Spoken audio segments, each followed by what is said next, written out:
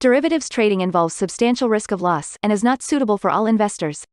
Past performance is not necessarily indicative of future results. So stressful when the world's on fire. Good God. I can't look at this, guys. Like, my strategy is you buy it and you hope that you got a good spot. Yeah, but we all think you're crazy. You don't fight this. No way. The markets are freaking out and you don't think that anything is wrong? Come back tomorrow and I'll lose it all. Should be fun. Good morning, everybody. Well, I am putting myself on what do we? I don't even remember what we call it. Suspension today, because I tell you what, I woke up and I always have like a math problem when I couldn't do the math problem. I had to try like 50 times. The answer was 72, and then I like was stumbling over things in the bathroom and just I don't know what the deal is. Well, you know what? I had a really big lunch yesterday and then was like in a food comatose the rest of the day. And I guess I'm still reeling from that. I don't know what the deal is. But anyways, so we might just have a little bit of fun today. And we are going to look at some stocks. So you should be thinking about what stocks we want to look at. But in the meantime, let's come over to the volume profile charts and see what we've got going on. So yesterday, there was a little bit of hawkishness because of the ECB meeting. And here this morning, it is reversing. We're almost back up to where we were. And here in the ES, a good rally. So what's going on? Well, let's skip. Well, no, we'll show these other ones over here. Oil recovering a little bit. Yeah. Still reeling from that big drop, right? Natural gas kind of doing the same thing. Gold and silver actually maybe going a little higher, and copper is looking pretty good past 2 days. But I think the real story here is the dollar. So you can see Bitcoin rallying as the dollar is getting weaker, and that is because we have been getting a little bit of a rally in the euro. So that's the biggest driver here. If the dollar is if the dollar is falling because of ECB hawkishness, let's say, that kind of puts us in a tough spot, I think, because that means that our correlation between the treasuries and the dollar might not hold the way that it's been. It could be the treasuries rally and the dollar goes down. Also, it's Friday, so we're likely to see a lot of rebalancing activity. I thought that it might be like rebalancing short into the end of the week, but it doesn't look like that scenario is already kind of off the table. Also do think, though, that we could continue to see some rallying in the S&P 500. So, Stephen, I hate those when awakened from dead asleep and completely out of it and can't figure out even the easy math problems. Well, the question was 24 plus 48, I think it was. The answer is 72. And 1 minute remaining now. I don't know why I wasn't carrying the two. Change data for August. Anyways, brain must not completely be there. Not sure that having the huge lunch must have, and I didn't really have much for dinner after that, so it might have like dehydrated me and things like that. So I had a big thing of Gatorade this morning to see if that helps me. See if that gets me a little sharper here. Okay, so let's come over here. I think I want to start with Yahoo Finance. Most active here this morning in the pre-markets. Will it show us? AMD, Snap, Apple, Ford Motor Company. Global Star is the only one on there that looks unusual. I wonder, let's come to, where was it? Do I still have that thing that was like minus 39. Oh yeah, 7K, swaggy stocks. That's what it was. 7K lower than what is hot on Reddit right now? 5 spot 4% lower than the forecast of 5%. The Canadian average hourly earnings year over year at 5 spot 6%, 5 spot 6%. That is higher than the forecast of 5.5%. Well, it seems like Apple is the one that's getting lots of attention Participation rate 64.8%. because of the iPhone and everything, I guess.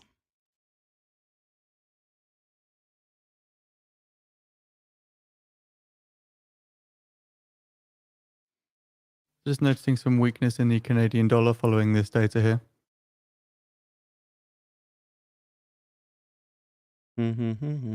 Amazon USO, which is an oil ETF, right? IEO. I don't know. Those are probably ETFs. Doesn't give me any big stocks to watch.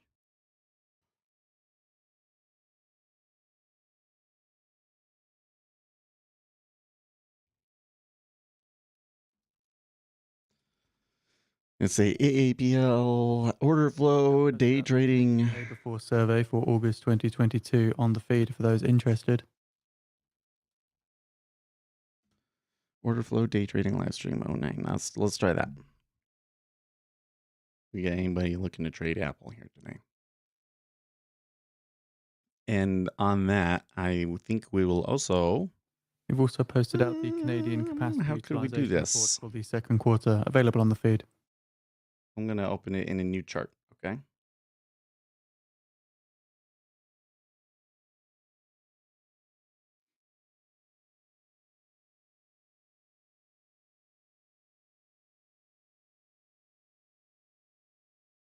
Apple will do a 5-minute chart.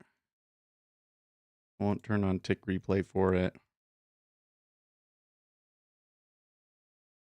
I'm just going to put it on top of our ES chart for now. No, I don't know what I want to do. It's one of those moments where I feel like I want more desk space, right?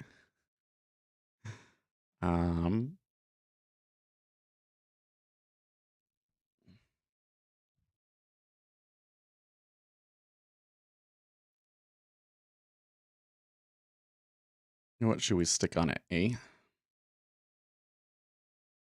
Well, let's put our advanced cumulative delta on it. And we'll do level 2 changes.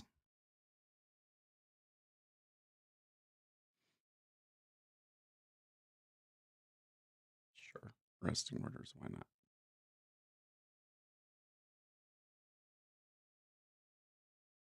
Cool. So we'll use that. Of course, it's pre-market, but I am getting data for it, so.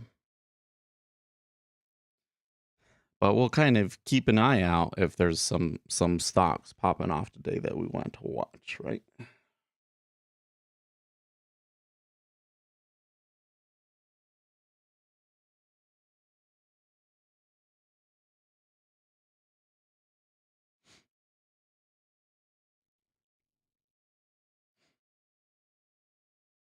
Oh, and we can add some music.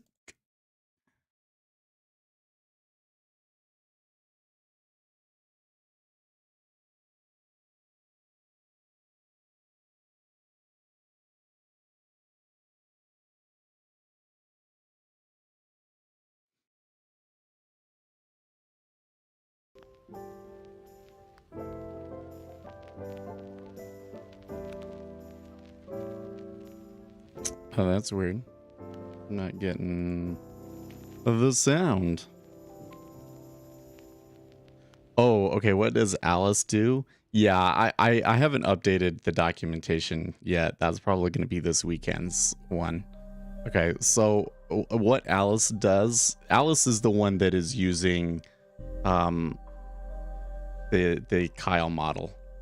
So it's using the Kyle model to basically determine what is the optimal number of contracts for Alice to use for a given move. So you go in and you say there's a parameter that you can put in it, right? So the parameter that you put in it is like the number of points that you're looking for, right? And that indicator will spit out to you. What it's spitting out to you is basically the optimal number of contracts based on the Kyle model to trade looking for a move of that size. So usually in the S&P 500, I put it to like 4, right? 4 points.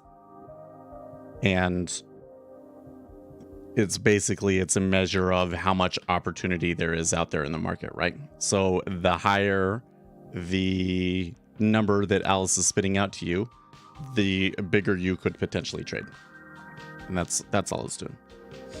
So it theoretically could be a good indicator for your algorithms to look at to size their trades. Yeah, it's cool. There's a couple of other weird ones in there. So I added the Kalman filter. I just added that one in there because somebody brought it up one time and I wrote it and I never really used it, but a Kalman filter can in some instances be useful. I found that just slapping it on price didn't really accomplish a whole lot. But there again, if you're doing some sort of an algorithm, it could be useful. I also added the price gap one. So remember the whole thing about, you know, sometimes the S&P 500 will skip a price, right? Like everything will completely pull at a price and it'll just trade the next price up. And that can create liquidity holes. So that's what that pulled prices is doing. They're not super complicated. But the big one was the big reason that I put things out was to get that advanced accumulative delta out there. Well, S&P 500 is rallying, but so far the orders that I've seen in Apple are a sell.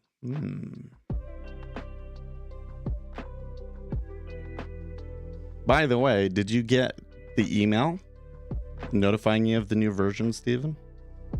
Because I went and I added everybody that had purchased it. I started a new mailing list on MailChimp. So if you go to speculatorset.com/free.html, you can sign up for the mailing list. But everybody that owned the indicators, I added to that mailing list to notify you guys that I had put a new version out. So I think I got everybody.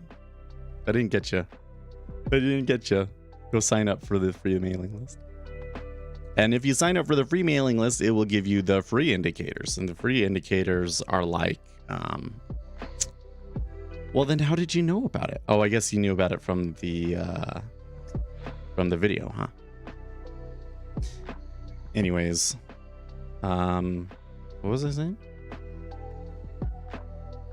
Advanced cumulative delta was the main reason they put it out for that video yesterday, which, by the way, did crazy good yesterday. Actually, let's come and see where are they at today, because we ended up 150 on the day, I think, which is on par with the biggest videos I've ever had.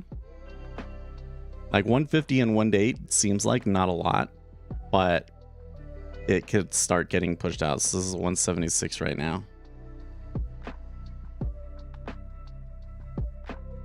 Yep. It's trending to be on par with my most popular videos so far. Good deal.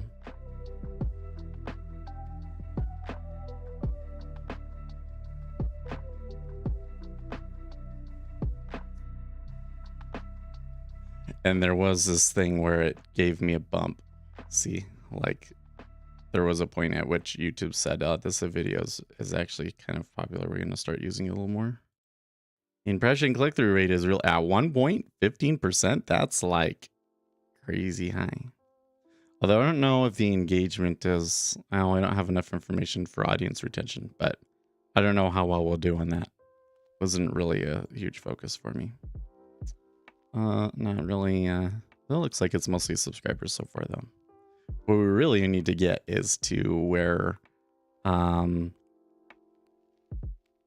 right here. Somebody got to us from the boiler room. That's funny. I've been watching some of those lately. Did the ECB quit the inflation flight? That, because it would be the kind of video that I would want to be recommended on for sure.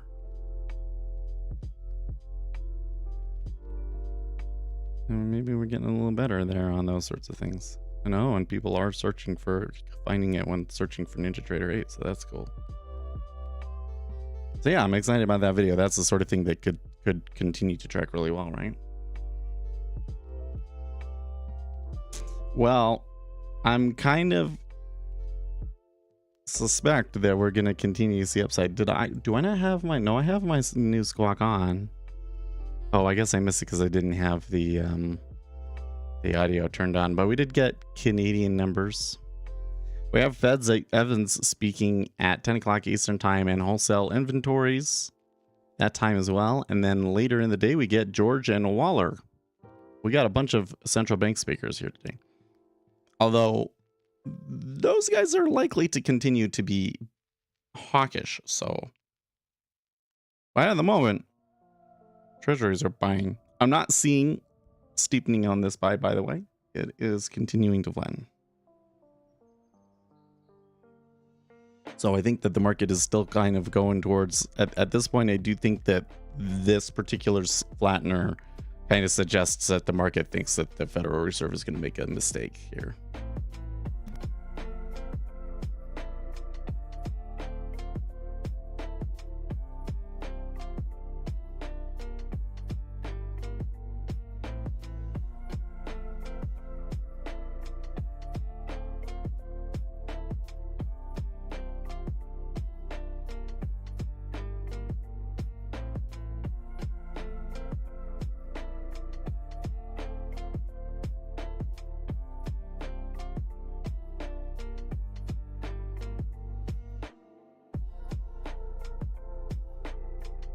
Well, dollar's coming back here at the moment. On the way down, treasury's rallying as we kind of suggested it might. Inverse. Well, that makes me really tempted to go long. But since I kind of have myself on reserve today, because I'm a couple of signs early in the morning that I'm not in top form today, let's just keep it to a sim trade. So I will put one contract there at an 09.5, trying to catch the edge. I don't think I want to get too aggressive here in this location because of the large order at 10. So we'll just see what we can get. Maybe if we have a little bit better of a pullback, maybe to 08, I might be able to add.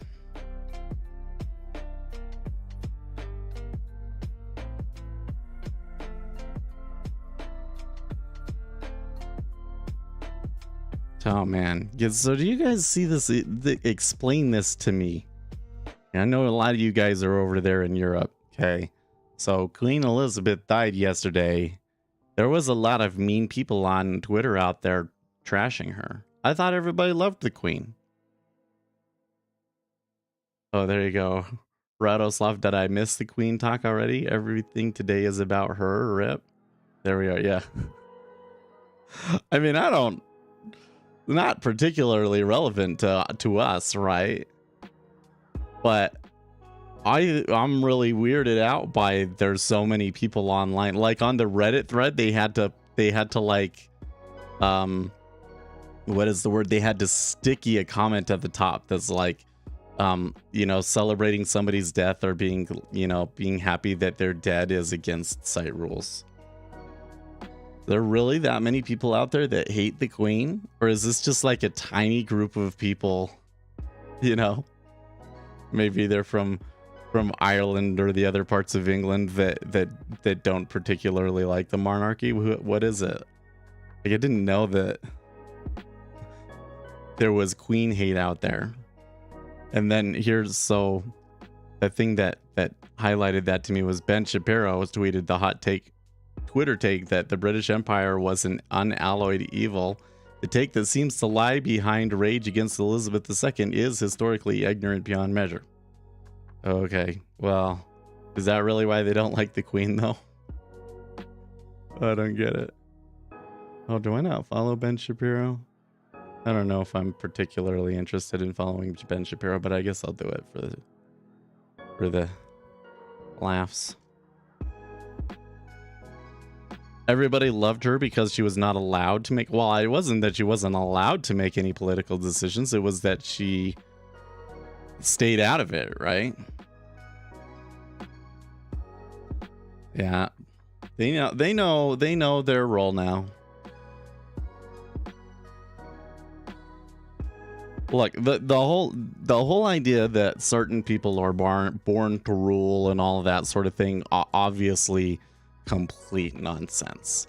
But I do think the idea that you want to have certain people that dedicate their whole life from being very, very young to being political figures, there could be some benefit to that. It seems to me like the politicians out there, including in the UK, are just like woefully unprepared to doing the things that they're doing. Long the 10 and man of Coltrace. Just the sim trade. Did come back to 08, so I guess I'll add one there if it gives it to me.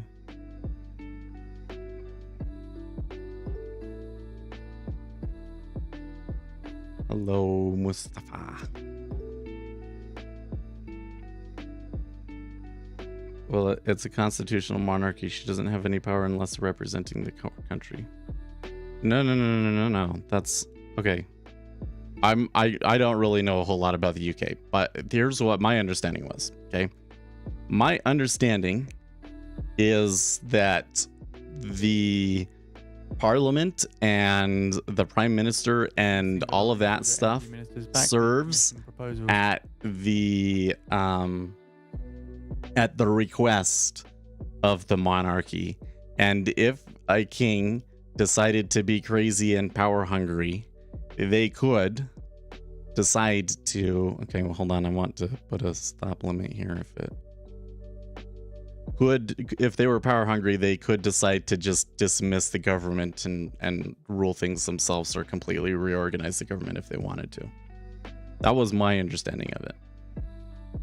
But it's basically to the point where there's no way they would ever do that, right? Because everybody in the UK would flip out.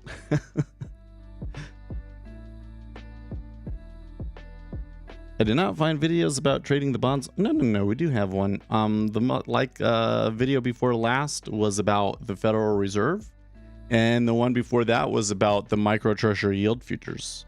So those are two videos that you should definitely watch about the bonds, and I have another one coming.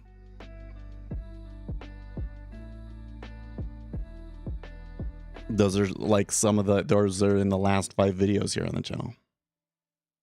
So go check them. 7.5 down ticking here.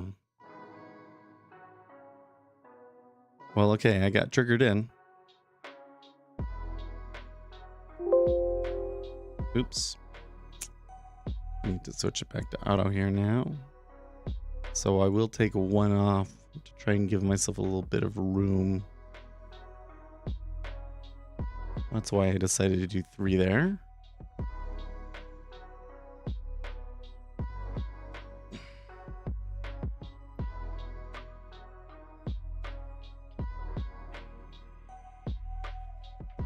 Maybe yeah, I could see you not recognizing that micro treasury yield futures are like, how many ticks do you target?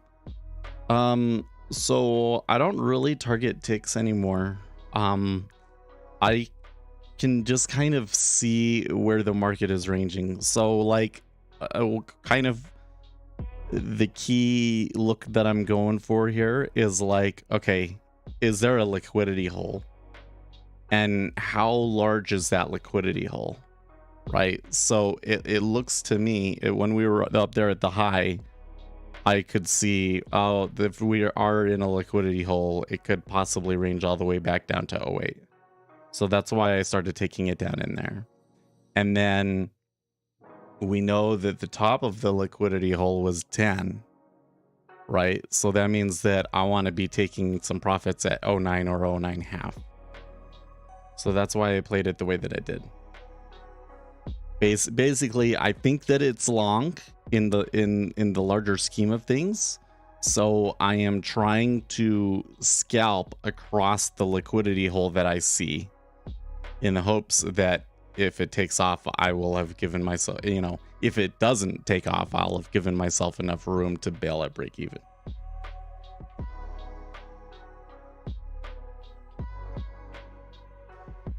And so far it's cooperating. But you gotta realize that what I do here on the sim trades is a little risky, right? Well, those fills were a little too easy. I'm seeing a little bit of a rally here in oil.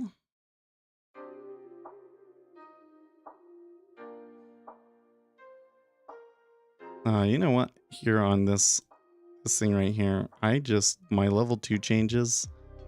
I don't know if I want it to be buys and sells. I think I just want the total.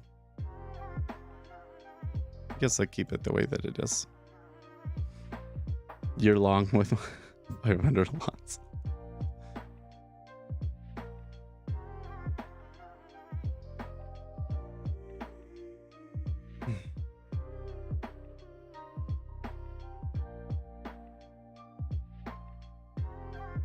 Just kind of scanning the market. One thing I should note is that basically everything on my watch list this morning is up. Basically everything on my watch list this morning is up. It looks like an environment conducive to risk taking. I mean, Bitcoin in particular, doing pretty good this morning. Right. Little Friday eye opener, maybe.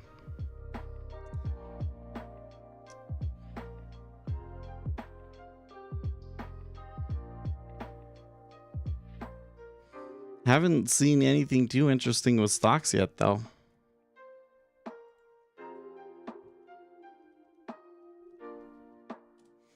Let's come to Wall Street Bets and see if there's anybody yapping. So I'm not necessarily interested in taking a sim trade over there or anything, but I'm more interested in like what's going to be the meme stock in the morning. Is that ZB? No, it's ZN is the middle one.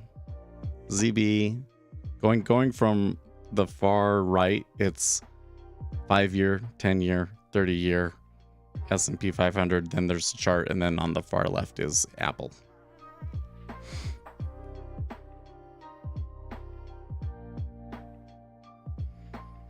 Somebody posting about the euro, about not the euro, but just the dollar. Not a lot. They're not yapping very much this morning. Down ticket 07.5. Not what we'd like to see.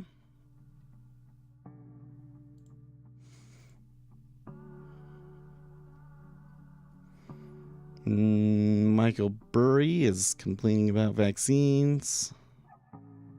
Do you trade the correlation between bonds and ES? Well, so we gotta be careful with the word trade. Do you trade, right? Is it a factor in my trading? For sure. It's a factor in the trading for sure. So like the big thing that I would point out here with correlations is that when a instrument is moving primarily on correlation, it often results in less orders. Like this is where you'll get moves, strong moves on very little bot volume. Those are often driven by correlations. So like for instance, we just got 3 ticks down.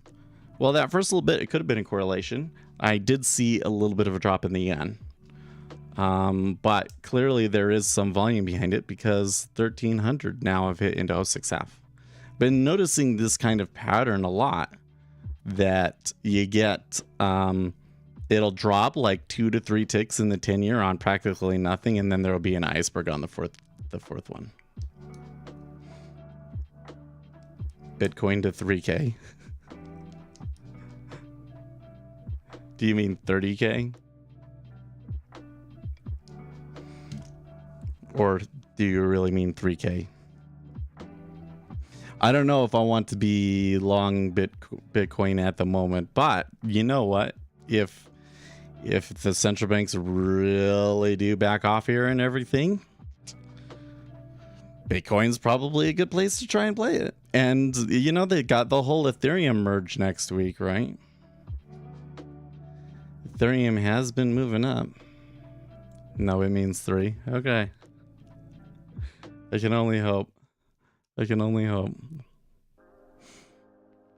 I think my metrics even I haven't run my metrics this week. I guess I'll post that after this, but I think my current metrics suggest that that's too far. It's not that long. Well, it feels like it was like 2 years ago, 3 years ago, right? Actually, it has been a long time in fact. So EU ministers call for a cap on cheaper power generators revenue.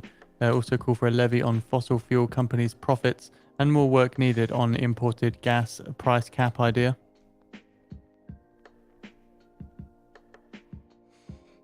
Well, they were kind of threatening it there at 07 and so forth, but it does look like there's still a liquidity hole here. I might need to, yeah, there you go. Now, I might need to think about if 09 is a little too... given how far they moved on the downside.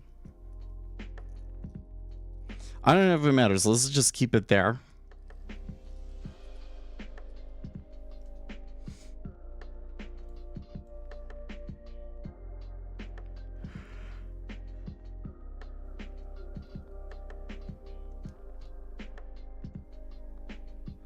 Why are you trading Apple now? Well, because we have order flow for stocks. What else would we watch? We'll want to put something in the title so all of the stock traders come here and are like, oh, wait, teach me about order flow. And then we teach them about order flow. So if you have a stock that you think would be more popular than Apple, then let's hear it. But right now, the discussion online is very much, Apple is very much the most active out there because of, you know, their event yesterday and everything. I have to say, the way that this week has turned out for equities is really quite funny because people are still like crazy negative, right? They're like, okay, well, we just had like a little bit of a relief rally from that plunger, but now things are gonna head down this week, right? That's what a lot of people were thinking. And then the combination of there just being too many people short in general and the Apple news announcements probably a factor as well, and everything else. And the S&P 500 has rallied a little bit. And there's some positioning information that kind of suggests that short squeeze could continue today.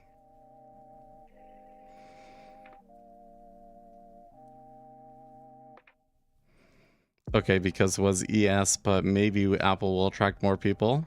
Yeah, you might be. Well, ES is probably another good one to put a little bit more focus on, but we're trying to see where we can go with stocks. I mean, the main question here is there enough interest from you guys for us to trade stocks, basically? Because I can do either, right? But like if you want to do stocks, I probably need to set up a couple of things. I would need to start working in that direction a little bit. So we come in here and we see if that actually brings people into the stream. I don't know that it will, but if it does bring people into the stream, then we can kind of pivot a little bit. Well, I didn't get filled at 09 and they kind of fell back down a little bit again. We are like a little bit, yeah, we're a little bit high. The break even point for the shorts is at 05.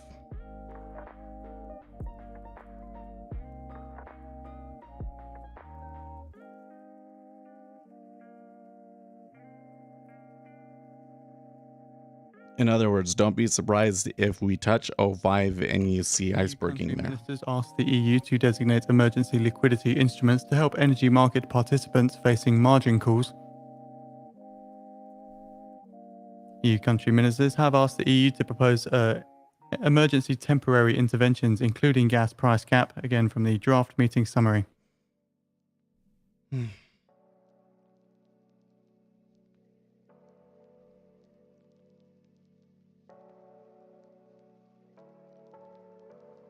Is he really going to go as King Charles the Third?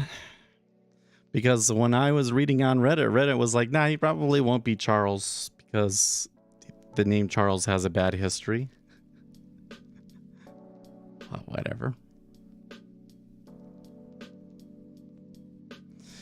EU country ministers asked the EU to design emergency liquidity instruments to help energy market participants facing margin calls from a draft meeting summary.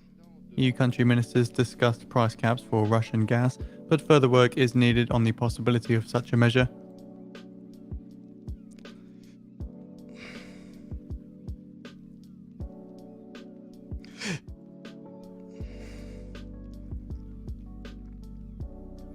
I have to say now at this point, pretty slow, isn't it? By the way, the divergence between like the orders that move around and the orders that are staying pat in Apple, quite extreme. That's interesting. I wonder if that will tell us much of anything when things are going. By mid-September. It does. You know, what's another interesting thing is that since the open here, the stocks, Apple stock at least, has been a sell. And at the time, the ES was moving up, but now since then it has reversed a little bit lower. Cassandra says, what do you think a low volume bounce off a Fibo will get you? Nothing. It doesn't matter. Fibs are not effective predictors of future market action. The Bank of England postponed the rate hike decision because of the Queen's death. Oh, really? The whole Eurozone is that's the interesting place right now. By the way, getting a little rally going here in oil. It's the biggest winner here this morning, with oil up 4.21%.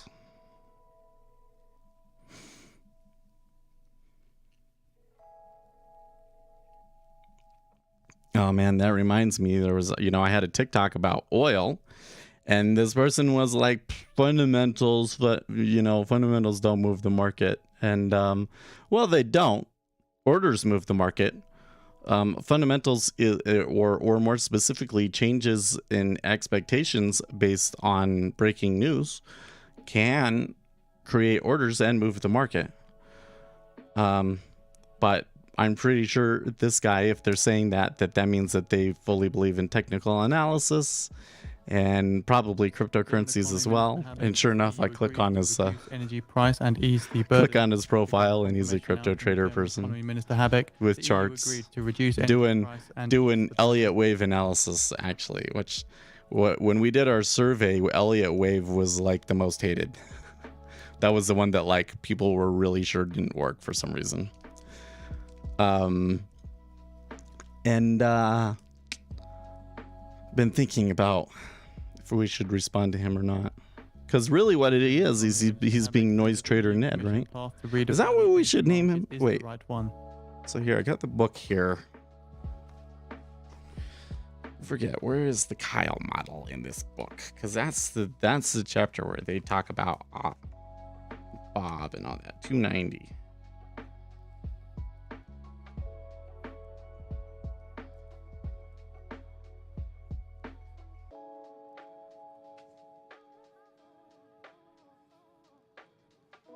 Alice and Bob.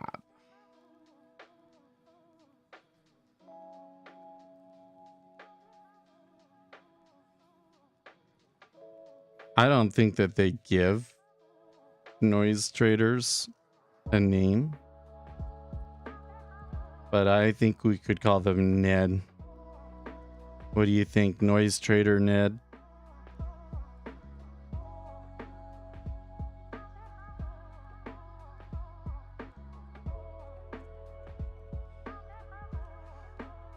Oh, we got something. We've got Alice, right? See, Alice, she knows something. Alice knows something. That's a much better basis for a trade, is actually knowing something that's gonna predict the future orders. The Commission will present the proposals this weekend. So keep in mind, German Economy Minister Habeck currently commenting in Brussels at the moment. German Economy Minister Habeck. The EU agreed to reduce energy price and ease burden. Or X Live tweets, if only it were that easy. Right? Well, that tick back up to 08 is encouraging, but it looks like we're still in a bit of a liquidity hole. The hole might be a little bit deeper at 07, so I did misjudge the range just a little bit. I could have taken more orders down in there in 07.5, but I'm trying to be really cautious here because it's Friday. Just because it's a sim trade doesn't mean that I shouldn't try to be excellent with it, right? So, right now it's not going very well. So what's going to really determine whether this, how excellent I ended up doing this is, Minister Habeck as well. So if this fails, at what point do I decide that this isn't working, that right? we have made. Heavy smoke in Cache Valley, Utah. Air quality in the red. Eey. I wonder. So yesterday we had a barbecue for work. It didn't seem like it was that hot, but it was definitely hot. I mean, it came back all sweaty and everything. And of course I'm being outside, so my eyes are watering and everything. But I wonder if my system is kind of recovering from being outside, like, you know, the hay fever and all that sort of thing. Man, so Michael Burry's already got 195 comments on his question about what do you think a low volume bounce off of FIBO will get you? Tetanus. The top reply.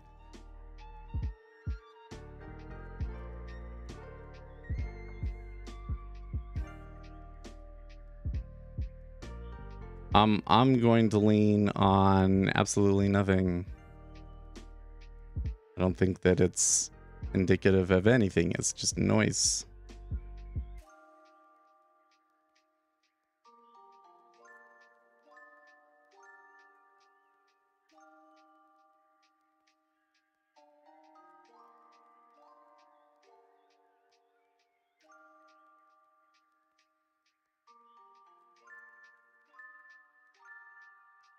I'm going to respond. I'm going to respond with the 2 and with noise. What do you get? You get noise.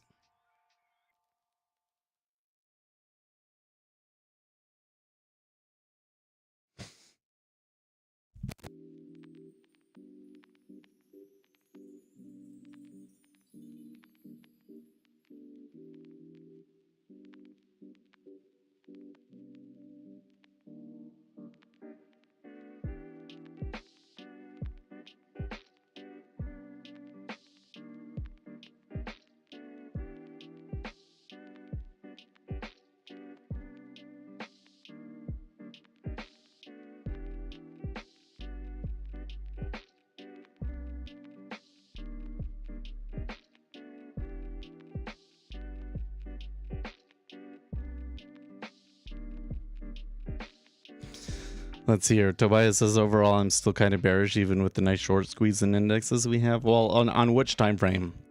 Because like really in the medium term, like 3 to 6 months out, is anybody actually bullish? Maybe I'm actually maybe a little bullish. I wouldn't call myself bullish. I am still of the opinion that we're just gonna move sideways. What the low end of this range is, I don't know. But I think we continue to move sideways. So it'll be like maybe here in September the market surprises us and we just continue to rally all month. We get back up to some of those high levels, and then in October it just turns back down.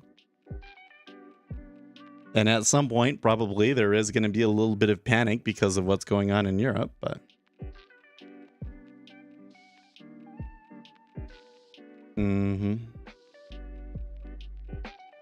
Cassandra says the flu vaccine is out, and I do recommend that. I get mine everywhere. Yeah, I usually get that too.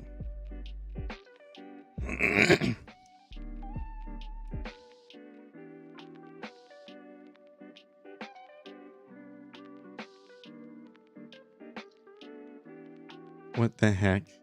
So this guy, have you ever followed Cat Turd on Twitter? He's kind of a, should we call him a MAGA Republican, I guess? But he's a shitposter is what he is. And he's pretty funny sometimes. Apparently he has turned his Twitter following, he has monetized it, and they have puppy turd magnets. This is magnets with cute puppies, I guess. I think in the next 2 to 4 weeks we'll have a setback again, but it's all spec. Yeah, there you go. Like nobody's actually, when you look at the market sentiment indicators, nobody is actually bullish in this market, which I think is really funny. But we know why, really, right? Like how do we explain that? Well, here's how you can explain that. The market has known nothing but easy monetary policy for the past almost 15 years now, right? So investors don't know how to trade on anything else. A situation I really hope, like I'm being dead serious here. I think the best thing for the economy in the country here would be for the Federal Reserve to get to a slightly contractionary rate. So get slightly above neutral and then just leave it there for several years. Like literally they get to like, what would it be? 3.5? You get to 3.5 and then it stays there for years. They don't touch it. Meanwhile, the market goes back and forth. Value comes back in, right? Companies that provide value, those are the ones that go up, and fund managers have to actually make their pay because you can't just get into the largest beta names anymore and make money. I think that would be a really positive thing for the economy overall in the end.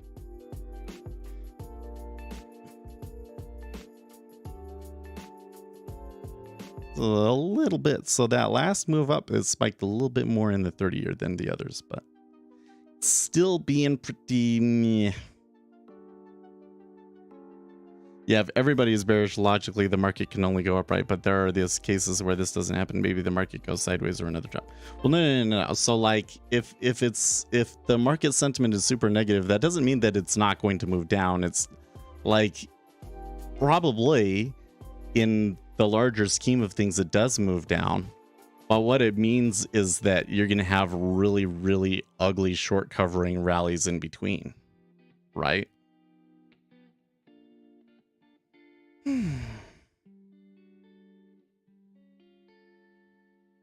I should, so I'm thinking about this weekend is, can you believe it's Friday? Can you believe it's Friday? Well, you know, it was a short week, that's why. I think I'm ready for the weekend though. But I don't think I'm going to be resting this weekend. I mean, I don't have to put a video out because we just put a video out. By the way, if you haven't seen that video that I put out yesterday, big deal. Go to the main channel page and go and watch that video on DX feed. And that's how we're watching Apple over here on the far left. I think that's a really big deal. And like seriously, I think that we're like on the precipice of a huge renaissance in day trading, 62 where the retail traders finally figure it out and stop wasting their time with this nonsense that is just has a huge backlog of evidence against it for technical analysis. Like the market is very statistically efficient. Anyways, with order flow is not necessarily predictive, but it is an essential part of a complete strategy. Ultimately, though, we need to be informed traders. We need to be Alice. So if they pick up on that, it's going to change things. It's going to be good for us because then we'll have people to talk to, right? And it'll really help all of us get better. I think that's what I mean. So they will shake out. So yeah, they always shake them out, man. This is going to be there's going to be points so it's vol. The great weird thing about this market though, so we fell all the way back down. The volatility didn't really increase. That's kind of odd, right? Anyways, I digress. So for the weekend, I can spend time writing that script for the next treasury video. And then I'm going to have to think really hard about what we want to do next, because then we really are at like the end of like the highly informational content, and we're going to have to go for the general speaking. I need to amp things up. You know what I've been thinking about, because I had a TikTok the other day where I got a little animated. Hey, they finally took me out there. Very, very good. I had a TikTok that did really well, and I was a lot more animated in that one. I was like, you know what? You did kind of get you kind of got bored of it. So you've been a little dull lately, and you need to up the energy again. I think I'm going to go on a rant about government manipulation of securities markets, because I'm a little scared of what the UK is doing right now, right? all of the, like, I've got some commodities traders on my LinkedIn. Like, these people are people at like the big commodity houses, like real true professionals in the futures trading markets and in the European futures trading markets, and they are just livid about this, man. And they're not livid about this like because they're losing money or anything like that. They're livid because they really think that the government is making a big mistake and that it's going to cost everybody.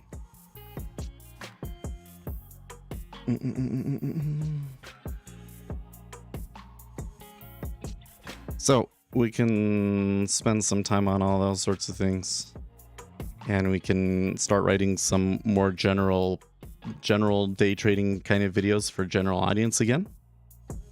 But I also think I need to see if we can do some stuff on my desk this week. I can do stuff on my desk this week, and I can just binge.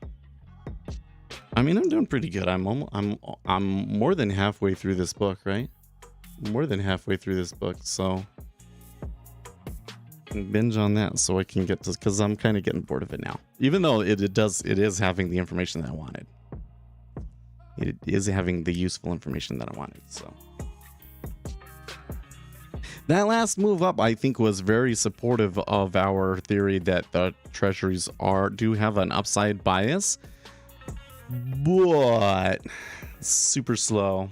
Oh, the book that I'm reading is Fundamentals of Data Engineering. I am learning things. I think some of the things that I want to have for my machine learning back end are changing. I think I'm going to implement some like map reduce sort of stuff. So like right now I have uncorrelated data, which means that it's like all of the individual events. You know, now that we're down here, I'm gonna try and see if I can't pick this other side of the range.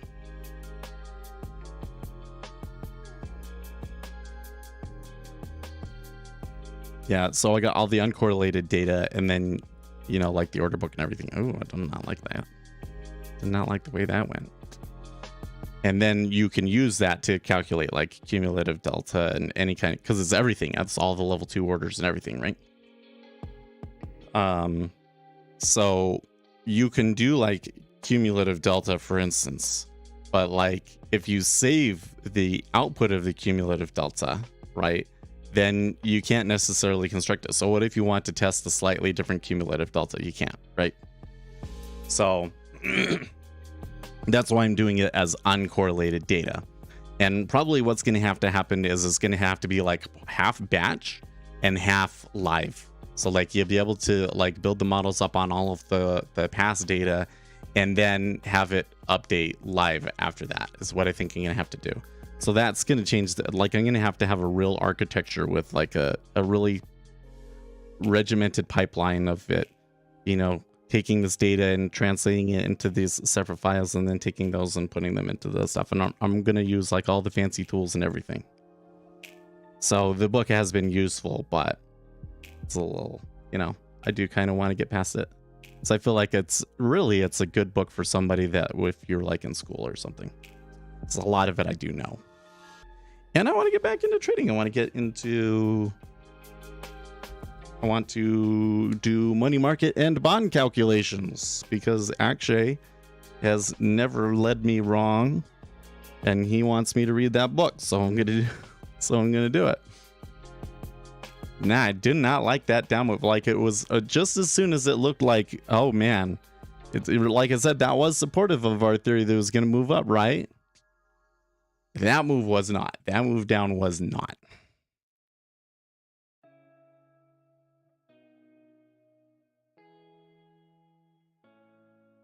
Can you tell me what fundamentals are useful to predict treasury bond trading? So let's not use the word fundamentals. Hoang duck. Yeah. So what the term that we want to use is predictors of order flow, because there could be a lot of things that aren't actually related to fundamentals per se, but do end up predicting where the market's going to go. Okay. So what are some of the things that we factor into the interest rates? And this is what the next video is going to be about. Financial Times says that the ECB has the primary driver its balance sheet in early October.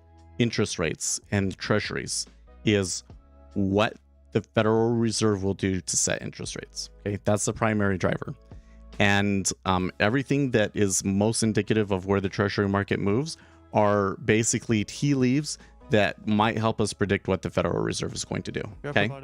So if a Federal Reserve speaker comes out and says something about whether they think that they're going to vote for a 50 or a 75 basis point hike in September, that's going to move the market really big.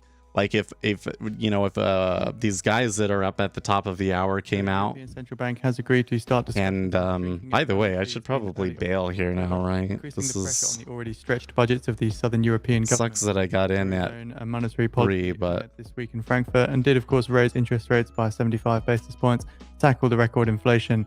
But some also questions how much longer it could continue. Almost minus 250. That sucks.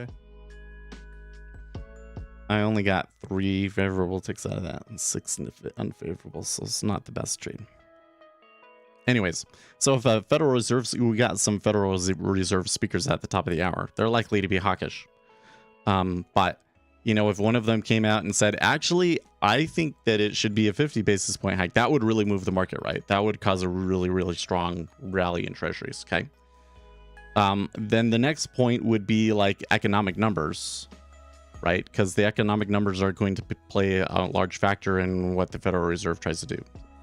So economic numbers by the end of the year to reduce the amount of maturing anything macroeconomic of mostly a government going on. That's one thing. Okay. Another thing that drives treasuries is demand for liquidity in certain maturities. So that's kind of interesting. That, you know, you talk about there's like different reasons to buy something, right? Well, the best reason to trade off of, you know, for if somebody will buy something is that they have to. Like that's a part of their regular business. And so especially for 10 years, there are a lot of businesses out there that have to use the treasuries, right? And so you can trade off of that. There's also a lot of rebalancing activity in the treasuries, particularly last and first day of the month tend to be positive. Days that are auction days tend to be a little bit negative before the auction, but then in the end positive for those days. And some of those days you can just trade really easy. Okay, so there was a little bit of a hole that might cause a pullback. So let's watch this. I think now I could maybe come in and say, okay, let's go short treasuries again. Right. What was I had some thought. No, I think that was it. Anyways, I have another video. Hopefully it'll be out next week. Because I am kind of working on organizing my thoughts on that. Tight, lots of wage pressure. Says rates after the catch-up will be more flexible. Says that markets underpricing higher for longer rates. So that's markets are underpricing higher for longer rates. Says he repeats he favors 3.75. Hey, I am getting a Fed speaker here. I don't know who it was, but that was driven by a speaker. It says a good CPI report shouldn't affect the September Fed call. Oh, okay. So that I think is Bullard there coming from that's Bullard. Bloomberg interview on Bloomberg. Bullard is on Bloomberg. Repeat, Bullard is on Bloomberg.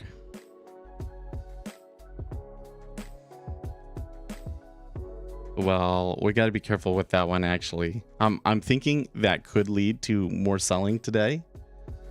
We do have some speakers. So the thing that he was saying there that I think was important is that it sounds to me like he doesn't think that a good CPI report will really change things, and that he would still be leaning on 75 basis points. This market's selling there at 28.6. Micro 10-year really tight here.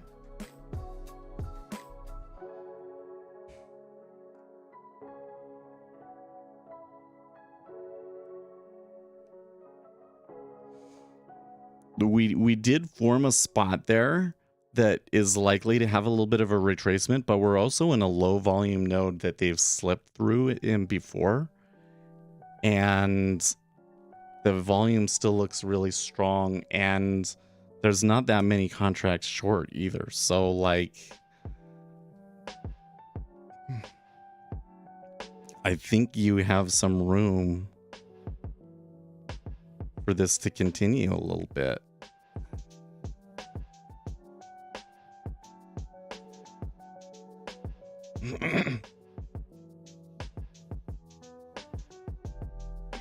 Well, should have done 8.7. Ooh, that was a big order there at 0.0 half.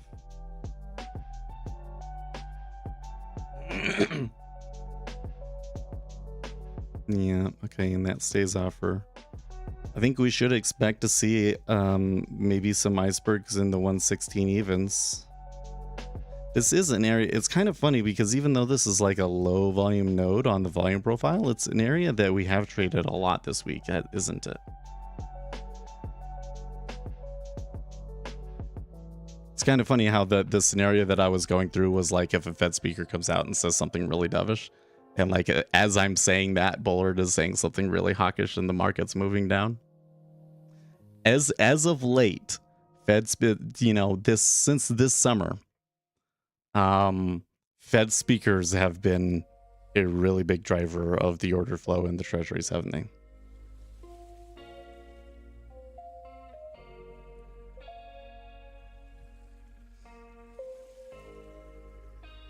Wong Duck, if you can pin a point which bond in the repo market will have the highest repo rate, you can predict the treasury bond futures right to the T, even 9 months out. Nah. Oh yeah, would you mind telling me what the data engineering book was called in back-end dev bootcamp? Oh yeah, okay. So this is a brand new O'Reilly book. It is The Fundamentals of Data Engineering. And I was watching a guy on LinkedIn. There's this guy named Laszlo Stranger, who is a really good guy to follow if you're interested in like quantitative finance stuff on LinkedIn. And he was on these two guys, Joey Reese and Matt Housley. They live here in Utah. We've met the guy, really nice guy. Spoke with him on LinkedIn a little bit. And he wrote that book. So I got that book and I'm reading the book mostly because, I think Joe's a cool guy. And he has like cool synthesizers too. That's what really was like, oh, that guy has cool synthesizers. We need to be friends. So that's why I'm reading that book. So it kind of got brought to the top of the stack for weird reasons, but it was also like, well, we are building a pipeline for doing our own machine learning. And that's really what this is kind of about, is like his whole thing was that they were data scientists. Like their primary job was data science. And what they were finding over and over again was that they weren't really able to do data science that they wanted, or they weren't able to really get a whole lot of value out of it because the baseline data that they were getting wasn't, they didn't have a good framework, and they spent all of their time dealing with that framework rather than doing the data science, right? Which really perked my interest, because that's what I've always been good at, is getting these pipelines and stuff fixed. I've never done something where it's like a data pipeline, getting it all the way to a machine learning algorithm, but I've definitely done a lot of things with the software development lifecycle and monitoring and deployment of machines and so forth on those sites. So it was like a really good direction to go career-wise. That's why I ended up picking up that book. But it's brand new and it is really good. Like if you want to do anything with data engineering, that book will tell you it's the most thorough rundown of data engineering. It really is. So it's a good book. But I do kind of want to get into the Stigum book, and I do kind of want to get into the machine learning book. I think I'm going to do the Stigum one first, though, because to make market adjustment proposals in early hopefully there will be some bond market calculation sort of stuff that we can do. Like actually is saying here, if you can pinpoint which bond in the repo market will have the highest repo rate. So I want to be able to do those sorts of things.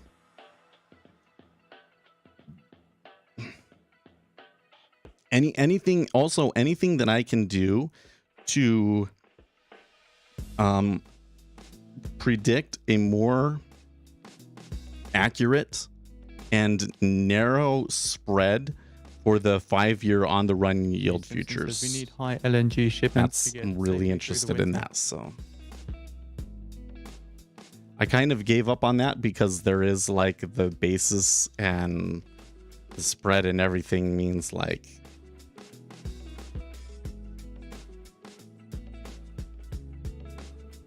well, okay, I guess why I'm confused from the way that you say that is that isn't it like the cheapest to deliver that's the one, and that even if you have that doesn't really necessarily tell you where it's going to go.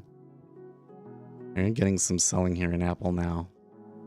So like, of course we were getting a little bit of volume and stuff before the open, but now that Apple has opened up, you can see really 590,000 sell net delta sell. That's a lot of money selling in Apple right now. And Apple has been on the downturn here for the open, despite the S&P 500 overall rallying. So divergence between Apple and ES, that's a little odd. You can always call for delivery and get it to go there. Oh, I see. Yeah, actually, all of the things that you share with me are too smart, because I'd have to be rich to do them. I mean, I do pretty good, but I'm not like filthy rich, right? I think I'd need to be filthy rich to do them. I'd need like $1 million sitting around. And if I had like $2 million sitting around, I would probably just stick it into the market and try and live off of that, right? Oh, further push down. This is going, man. This is really going. Do you think that the other Fed speakers at the top of the hour are going to be have as much influence? When I took this trade, I was really stressing over the price that I took, but I do think, though, we need to be cautious about overdoing this one, right? It is a Friday. Oh, I don't know. I'm a little torn on this. Is this the kind of move that could just trend down all day now? It is possible, given this a Fed speaker and what they're saying and stuff. So let me go back here and read, because I didn't read out to you guys exactly what they were saying. Okay, Fed's Bullard rates after catch-up will be more flexible. Markets are underpricing higher for longer rates. Okay, so that was the big one, is that he's saying that the interest rates are going to be higher for much longer, and as such, that means that the treasuries probably, especially the longer end of the curve, probably have much further to go. I think that that's the one that really is kind of getting to the market. Okay, I lean more strongly to a 75 basis point hike. The labor market is tight and there's lots of wage pressure. Bullard urges more front loading sooner is better. I favor 3.75 to 4% rates by the end of 2022. So right now the market is suggesting that it would be 3.5. So they're saying 75 basis points hike in September, and then maybe 50 in November and 25 in December. But Bullard is saying like maybe 50 in November and 50 in December, and taking us to 4%. And then that it would stay there for a long time.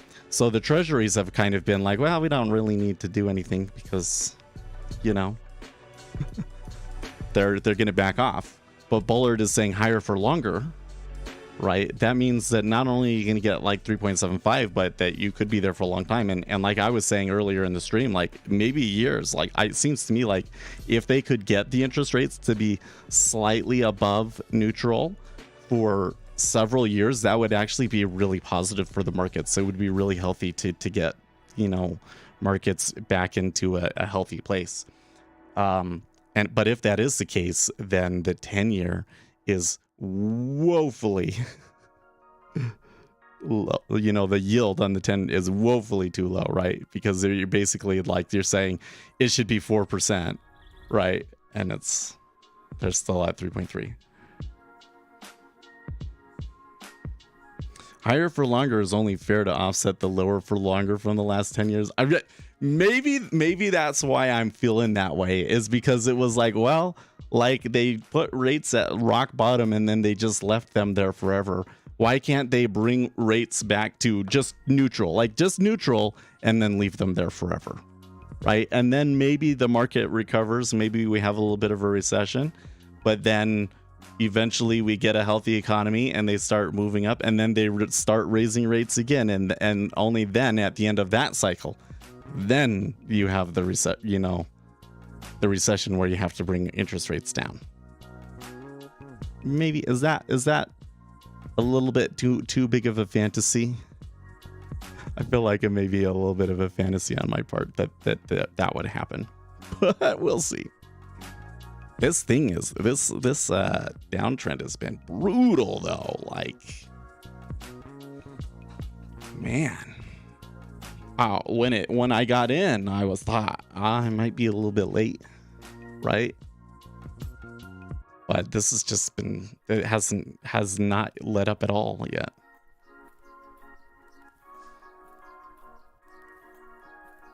It's really strong, I would say.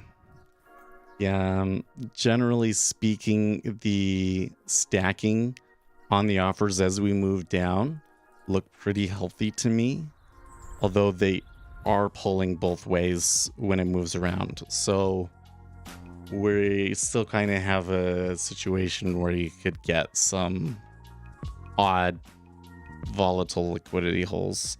Although I haven't seen anything that really makes me be like, oh man, like that's going to really cause a liquidity hole. And maybe we're going to have the further push and they come back to that. I haven't seen that yet. We'd really want to see a big order in this instance. We'd really want to see a big order to cause that. And so far they're still trading like thousands. Just like, 1,000, 1,300. Okay, 1,800. That's a little better.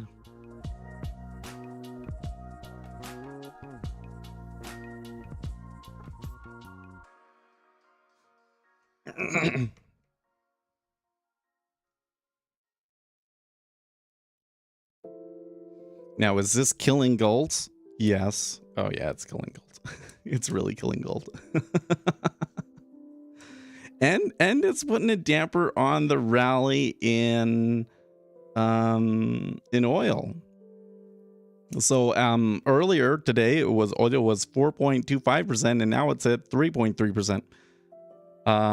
And I do have a couple of instruments that are negative now. So the 5-year and the 2-year are negative now on the day. Actually, well, ZN is only slightly positive on the day. Only slightly positive on the day. Let's see here. So I kind of need to pull my volume profile out to remember here. Okay, so yeah, so the low of the day is at 22. That was formed just at the beginning of that. Below 22, then we get into September 7th levels again, and that's all a mess. And then that goes down to 14.5. So that does kind of make me wonder. It was a little bit of a pullback here. So, but if they go below 22, I'm kind of in like, well, that could just go down on, there's no limit to how far down that one could go down, right? Well, the big limiter would be how much volume is out there, I guess. So starting from the top of this move, it was about 25K, and now we're at 11. So then we're going to say that's about 15,000 contracts, right? 15,000 contracts net short. A move like this on a Friday could be double that. So, hey TLA trader, how you doing? How you doing?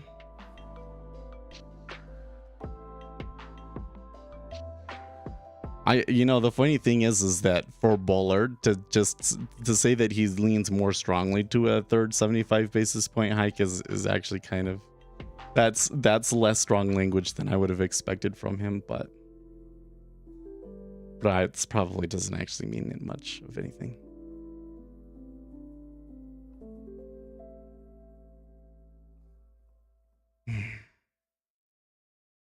This is the pullback though, yeah.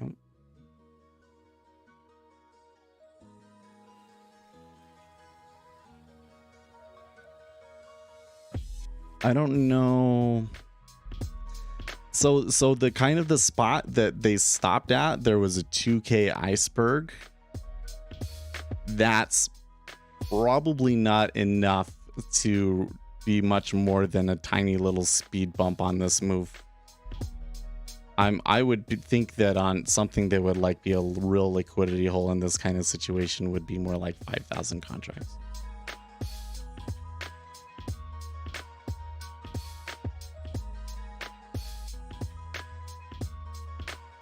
Tax Trader 777, don't forget the indices are in rollover when open interest rolls from front month to back month, accumulating an expiration next Friday. Capital preservation is a week long for me. Happy Capital Preservation Friday.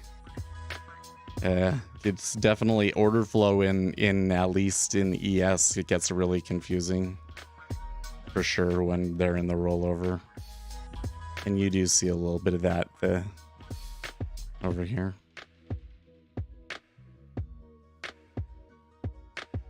The moment, so it has been about like what, 5 minutes?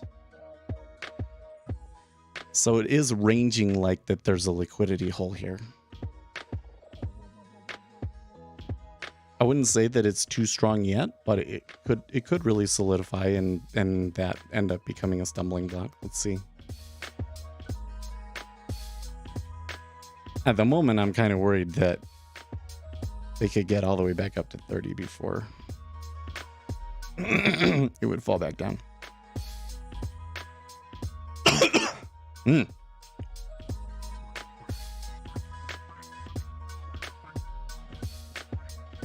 And over here in Apple, still a very, very negative amount of, there is a lot of market selling in Apple today for some reason. Maybe it's just profit taking from, their news events and everything. Man, yeah. See, even though we're in a liquidity hole of sorts, like it's very slippery. It's just very slippery, and I don't think let's see if they hit 24.5, right? 24.5 would kind of be the spot you'd want to look at, right? If they're still slippery through 24.5, then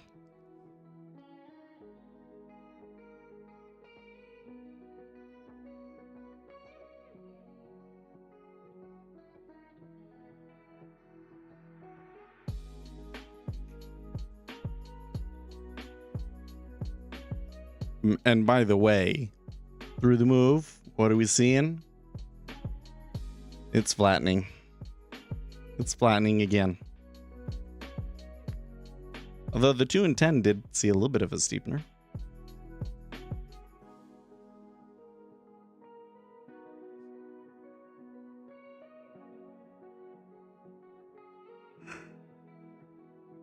That one might make sense, though, based on what the comment from the Federal Reserve Bullard was, because he was saying the market is underpricing the higher for longer. You know, that kind of suggests that the longer term treasuries are much more out of whack and might have to move more. The 10 and the 30 might have to move more. On that, you would expect a little bit of steepening, but it would be more like steepening between the 2 and the 10, steepening between the 30 and the 2, and not necessarily between the 5 and the 10, or the 10 and the 30.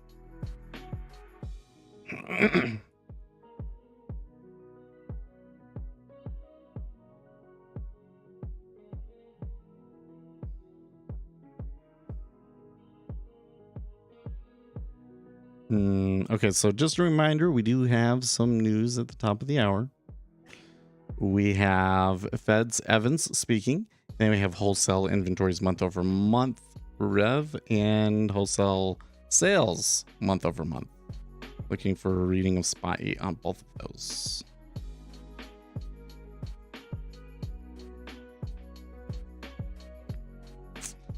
Nope, see, that's the one I was afraid of right there. Ooh, something's going on. The S&P 500 just popped there really hard. It's not enough to overcome the very negative delta selling in Apple, but it definitely boosted up the SPOOs. And what about the Japanese yen here?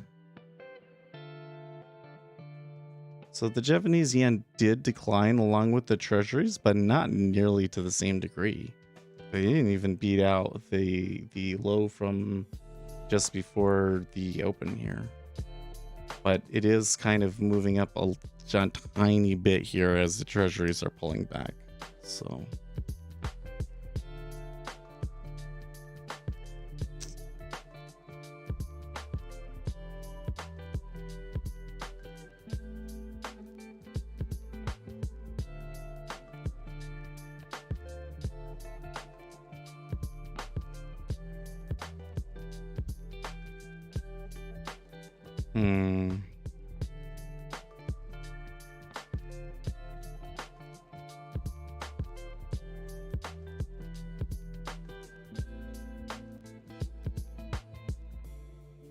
well, that pop in ES was a little short-lived.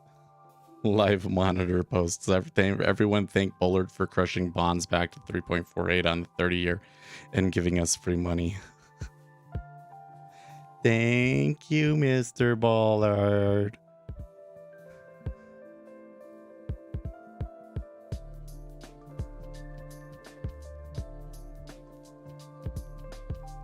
Well, the 10-year is getting a little bit more volatile in range here. A 1-minute chart.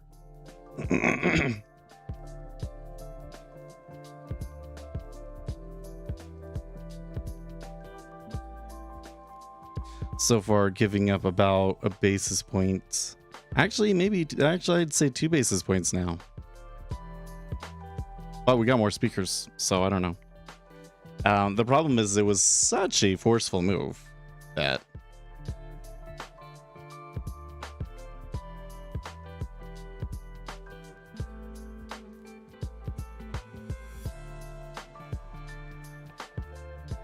And this is, how big of a turnaround is 10 this? minutes time Oh, at the top of the 5K hour, turnaround. US wholesale inventories month over month revised data for July forecast 0.8% on the prior 0.8%. US wholesale sales month over month forecast at 0.8% from the prior read of 1.8%. Also keep in mind there could be some potential comments from Fed's Evans. Infinix tweets, if FTX is buying something, it's just a bailout. Apparently, he's the only one doing bailouts now because nobody else is dumb enough. Fed advises that Nobody else really has the money, right? But does he really have the money, or is it all fake? I don't know. I don't know. I'm a little suspicious, to be honest with you. A little suspicious of anybody that's made money in crypto. Gonna need to zoom in here a little bit. That was... They did have a good little excursion on the upside that kind of flipped back down on its head really quickly. And my read here is that the liquidity is still really iffy, and that if volume came in, you're likely to move it quite a bit either way still. If anything, though, the market selling did abate. Ooh, that's a word I haven't used on the stream before. Abate. I don't know. It sounds like kind of like a dirty word, though.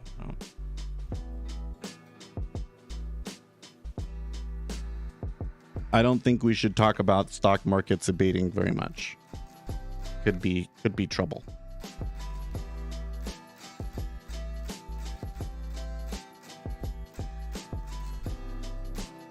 Okay, so can I say something like incredibly stupid here? I'm saying this fully knowing that it's stupid, okay? But that's just because there's clearly something about this that I don't understand, right? It means there's clearly something about this that I don't understand, okay? So Pakistan's been getting those big floods, right? Whole country has basically been turned into one giant lake. Millions of people displaced, right? Only 1,300 people have died. That's what the news story there is this morning. 1,300 people have died. Since, isn't that a little low for a natural disaster of that magnitude? What's going on there? Is the flooding not that deadly? Help me out here. There's somebody from Pakistan, or maybe somebody that knows a lot about flooding. Is that a really high death count for a flood? Or is it maybe the sort of thing that maybe you know, in a few months they'll rebuild and everything will be okay, and of course it'll be rough for them, but they'll rebuild. Jim Iorio, I never understand how someone goes into journalism and then ends up picking a side. Issues are complex and journalists should be leading the balanced discussion. They don't seem to be a bad spot. No, Jim.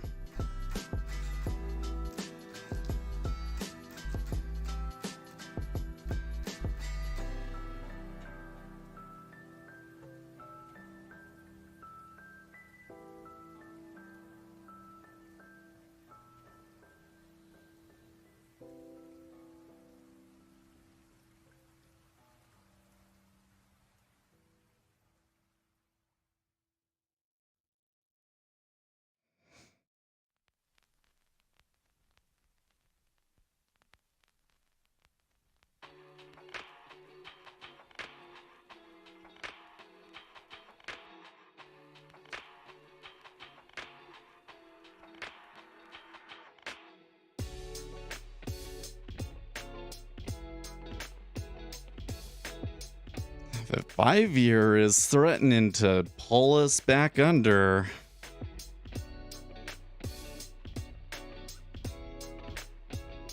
Like, here's the thing. We still got 2 Fed speakers at the top of the hour. Do you think that they are likely to be dovish or hawkish? Just saying. My colleague from Pakistan said it's all about corruption and religion, so news are also heavily manipulated there. So is that to say that the death count could actually be a lot higher, but they're hiding it?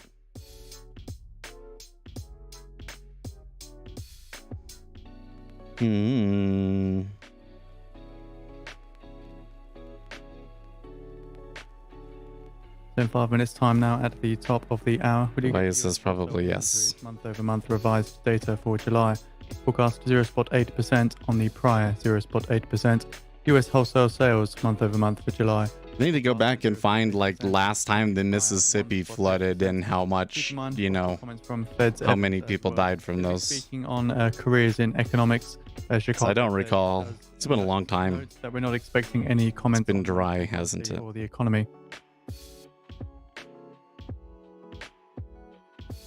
Hopefully we get a wet winter. Hopefully we get a wet winter. The West definitely needs it.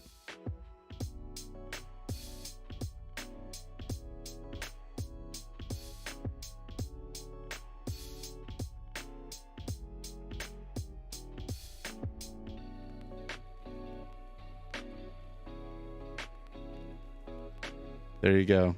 See, Jim liked what I see. Said, good point. You already respond to me. I love it when people respond right back to me because almost nothing ever goes for me on Twitter. Twitter is the most frustrating social network to me because I feel like most of the time I'm just shouting into the void. Shouting into the void and should have no expectation that anybody's ever going to say anything back.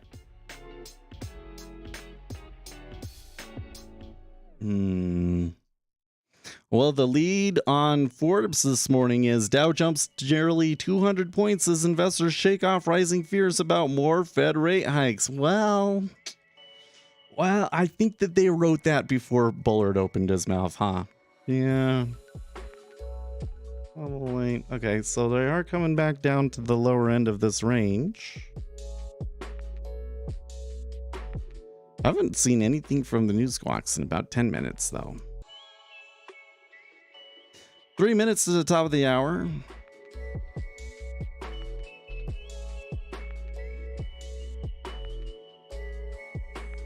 The Hill says Ohio shows signs of becoming a swing state again for Democrats. That would not be a positive development for Republicans.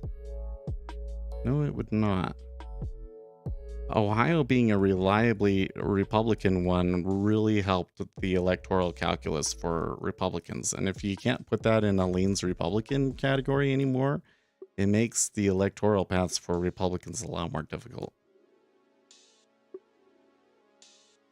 Like if that's the way that Ohio is trending, even if, let's say that it was, who we got? Ron DeSantis, even if it was Ron DeSantis versus Joe Biden in 2024, I think that would make it hard for Ron DeSantis if he can't rely on Ohio. Yeah, it's coming right back there. 29 seems like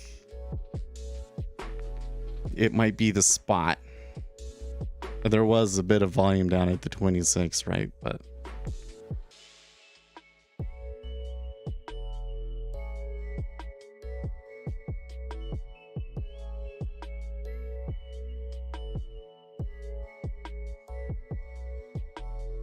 it's like maybe even they're going to go to the top end of this range before the top of the hour. Really?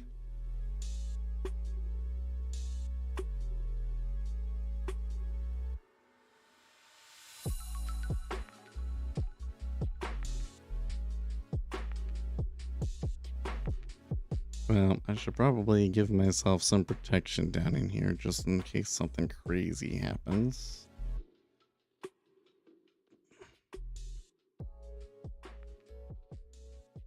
So 1 minute remaining now. I'll be leading with the US wholesale inventories month over month revised for July.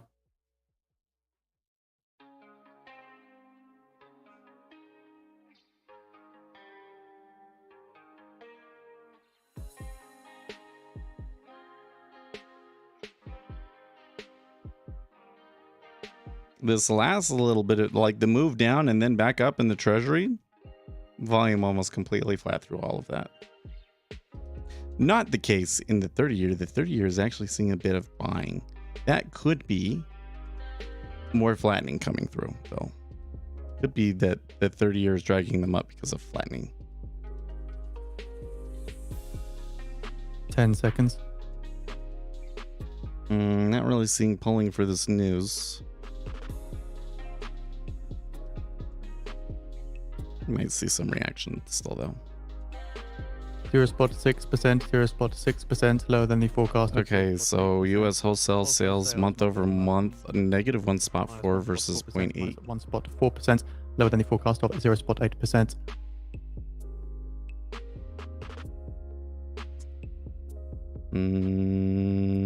Market not really reacting. Well, actually, there is some volume coming through.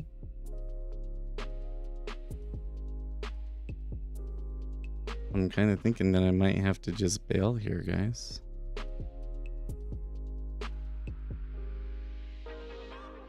Yeah, it's crap.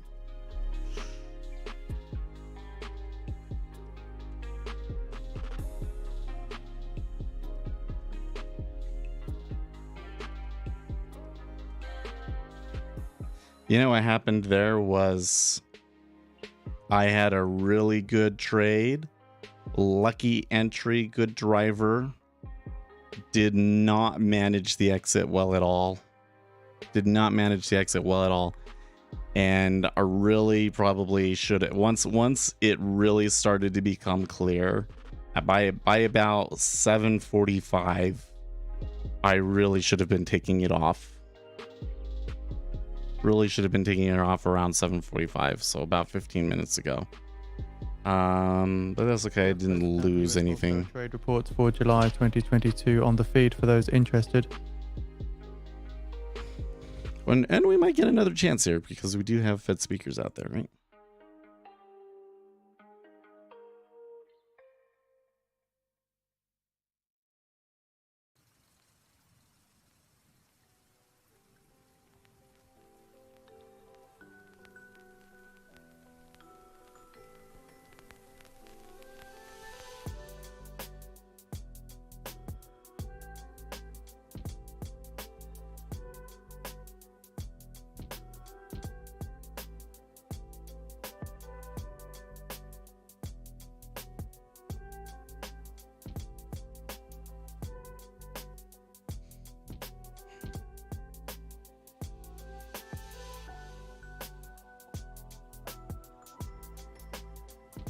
I'm not hearing anything from the Fed speakers yet.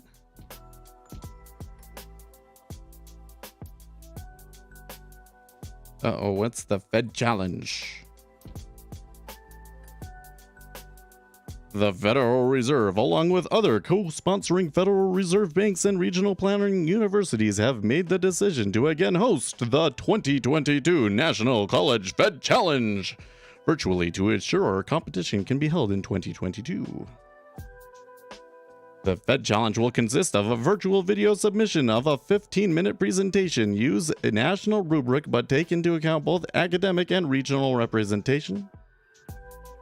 What is the actual challenge? Form a team. Register your team. Develop a video presentation.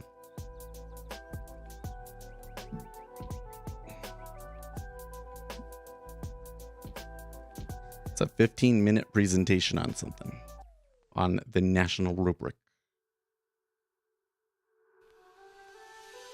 Should include an analysis of current economic conditions, a forecast of near-term economic and financial conditions, and a discussion of significant risks to the economy, and a monetary policy recommendation encompassing both traditional tools and newer approaches as warranted.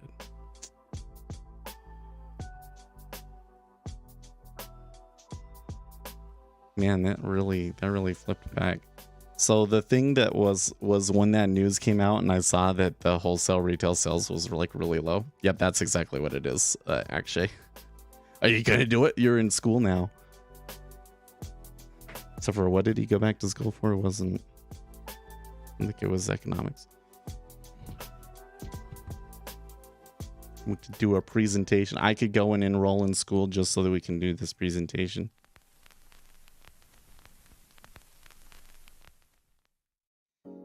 Anyways, so I probably should have been a little bit faster on the draw too, but when I saw the wholesale sales inventory number, I was like, that's actually like really negative. It's probably we're gonna see a little bit of a rally here in the treasuries, and sure enough, that was a pretty strong rally here in the treasuries. And this also answers another question that I had posed during all of this trading, which was, Okay, is this something that could continue all day? It's possible, but you know, the whole thing in my mind was like, this could completely retrace. I don't know if you really want to hang on this one. And I think that was the case. Now, I was hanging on because I thought that the Fed speakers at the top of the hour would also be hawkish and shove things lower. Well, that's still a possibility, but the news kind of ruined that trade. So I think that we just kind of have to chalk that one up to didn't go our way, and I didn't execute quite as well because I could have made 40 bucks on that. If I had a limit order out there, 40 bucks, could have made 40 bucks. Would have been very pleased with that. 40 bucks is a good trade. Yeah, but like I said, it was just coming in here for the very beginning. It seems like my body is just not all there today. My mind is just not all there today. A bit overqualified. Yeah. You know what? I keep thinking about that, the LTCM thing that you would post, where you were saying, you know, here's an inefficiency that we know is in the market, and it's kind of the one that LTCM was trying to take advantage of, and like everybody's too afraid to try and trade it now. It sounds like a really good trade to me. Like it does seem to me like something that you could take advantage of. Is just don't be stupid and over leverage yourself and over rely on your models, and reduce your risk when risks to the strategy come through. Like I think you'd have to be a little discretionary about it. I think you could get it to work. And the fact that everybody's terrified of it would make it like a really good trade. I think that could be a good basis for a fund. I don't think that fund would return very much. It would be consistent. A little bit of offers in the way here between 03 and 04. It kind of seems to me like it wasn't until like 06 that this move really started. I think that the market was kind of already trending down a little bit before we got the headline from Bullard. Was not expecting that one though. That kind of made me mad that like, because where did I take it? 2.93? Oh yeah, 2.9. Well, I'd be down almost 20 bucks now. But like if I had been earlier on that trade, I could have made 50, 60. And once I get to 50, then I really start thinking, well, you might want to just take it just because.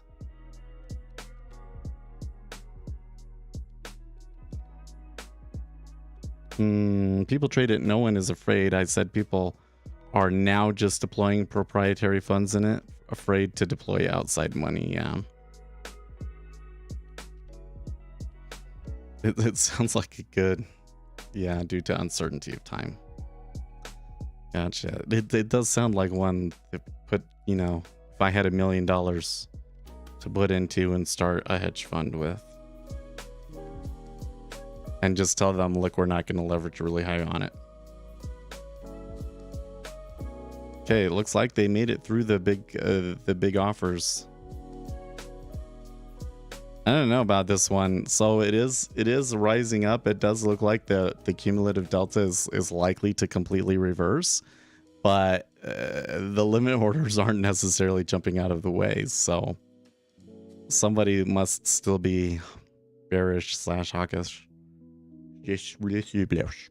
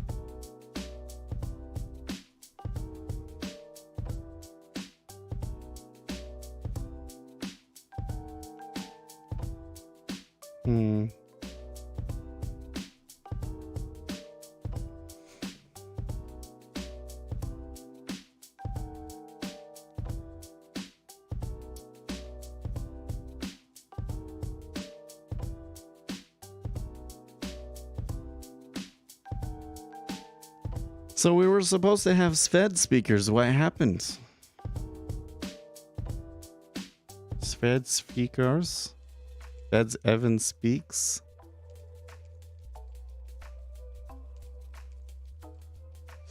Haven't heard anything on the news squawk. By the way, Apple's still net selling. And also a little bit more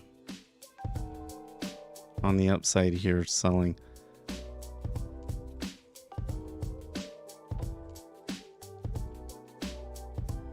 Seems a little heavy.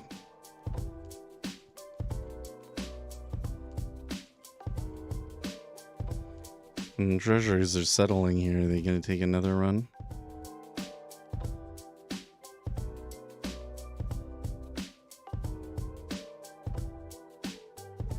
Well, if you aren't levering up, most allocators will simply ask how you're different than umpteen other funds doing it. You will simply get the total return of the curve plus a small volume premium. It sounds like you're not actually that interested in the idea. I thought you were super into it. Come on. Depending on your execution, yeah. Well, if I did it, I would definitely want to execute it right. That would be one advantage, but I don't know if managing other people's money is for me anyways. Like, I stress out enough when it's my money, right? I stress out enough when it's just me and 20 bucks. Like, well, that's just a lunch at Arby's, but to me it's a big deal.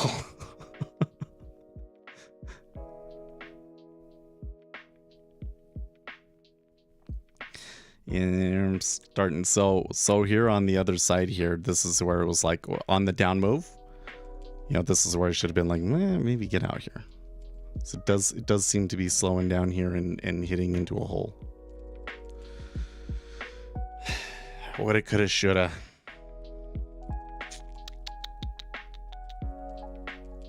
Frustrating turn of events, but it's okay. It's okay. Oh, I'm just letting you know what outside mind will entail. I see. What you're not saying that it's a bad idea. You're saying that it will be difficult to attract money to it, right? It's difficult to attract money to anything. You know what I want to do though? I need to study this weekend a little bit harder. I did do a little bit of studying, but I really wanted to get this by like the end of the month. End of the month to be ready for Series 65 exam. And and then we can invest in hedge funds. Apparently, like, there's only one fund out there that doesn't have a minimum allocation, like the minimum amount that you can contribute. There's only one that doesn't have a minimum, so that like a retail trader could actually contribute. Like, most of them are like in the millions, right? So I think that's kind of interesting. It's like, maybe there should be more funds for people like that. Like, that would, I highly doubt that very many people would actually go through that much effort just to invest in hedge funds, but it would be cool if you could convince them. And there is a lot of volume has gone through at 04 now. So definitely, I mean, I guess if I really felt strongly that these other Fed speakers were going to come out and do something, but like, it's been 15 minutes. I haven't heard a thing about it. So now I'm a little miffed, because the thing that I was waiting for is like, nothing's even actually happening with it. I don't think I did my research completely right, because now I'm thinking, wait, what were the speaking engagements? Okay, so let's come look. Due to speak about the economic outlook at a virtual event hosted by the Peterson Institute for International Economics. That seemed like one that would, that she could say something. Waller, due to speak about the economic outlook at the Vienna Economics Workshop in Austria. Audience questions expected. Those are both ones that we should have move the market. Why haven't we heard anything from the news squawks yet? Yeah, most don't want retail money don't want to explain stuff after every 2% drop in the S&P 500 every other week. Oh man.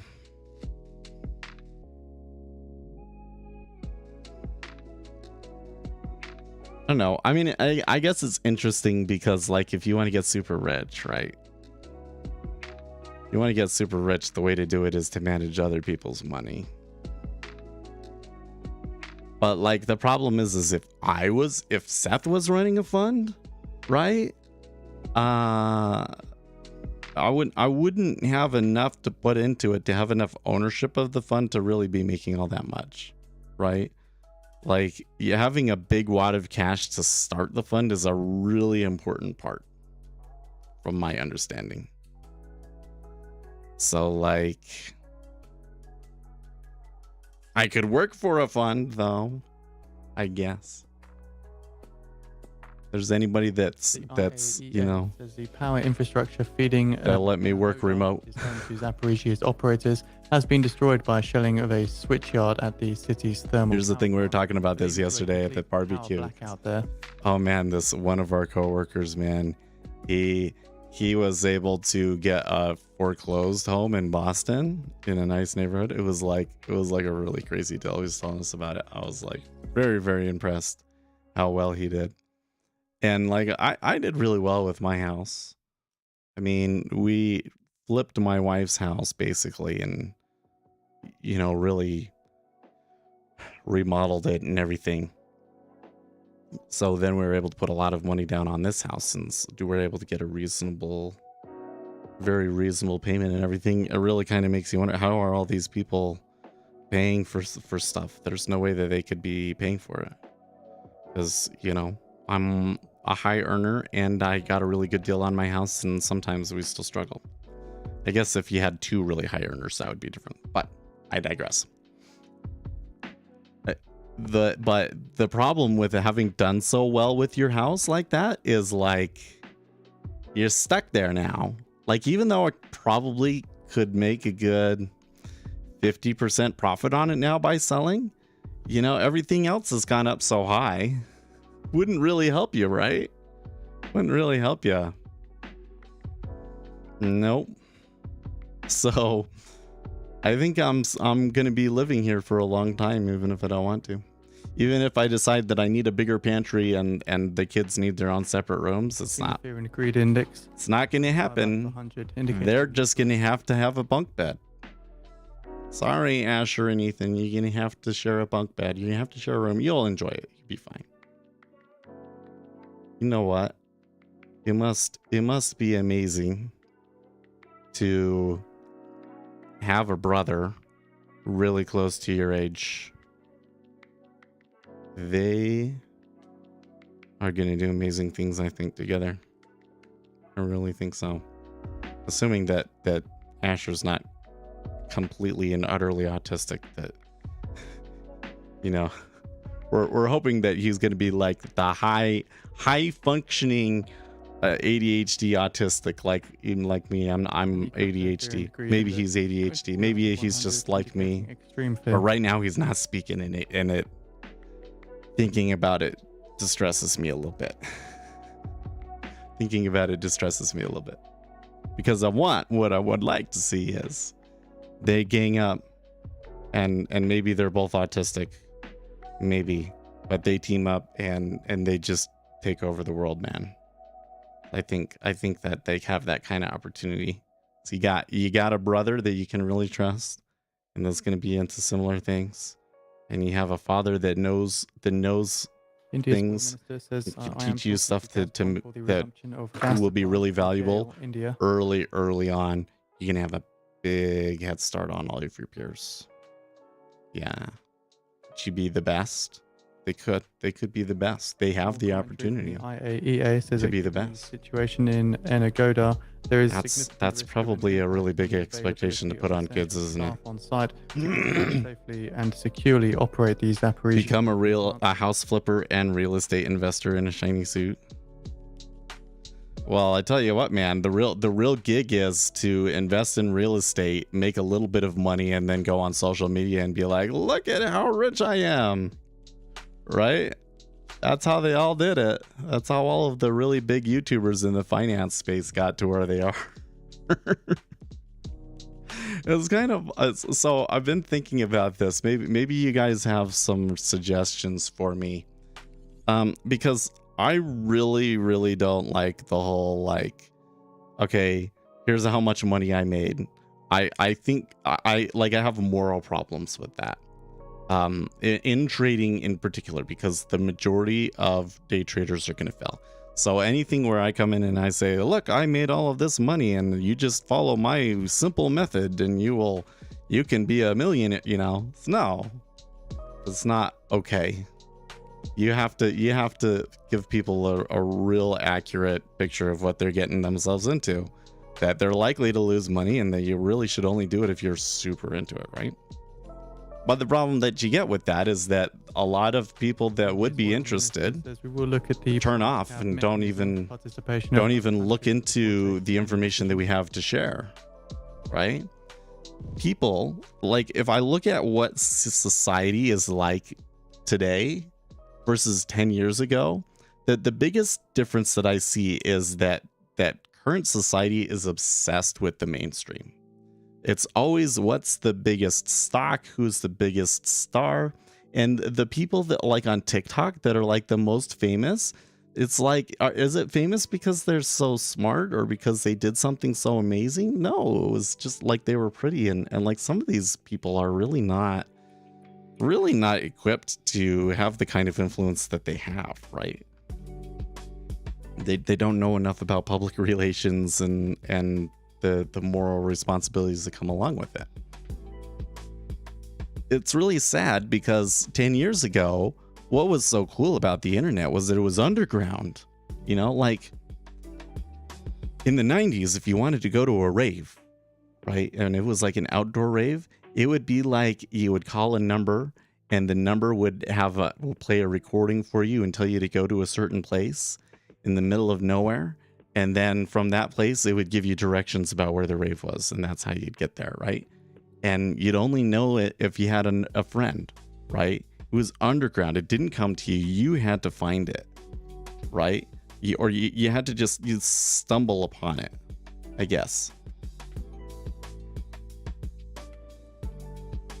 The thing that was cool about the internet was that it brought the underground to everybody's fingertips. Now, you didn't necessarily have to know a guy. You just had to have enough of an interest in order to find it, right? And then you could find it. That's how, with the internet, the rave scene really blew up because it was underground.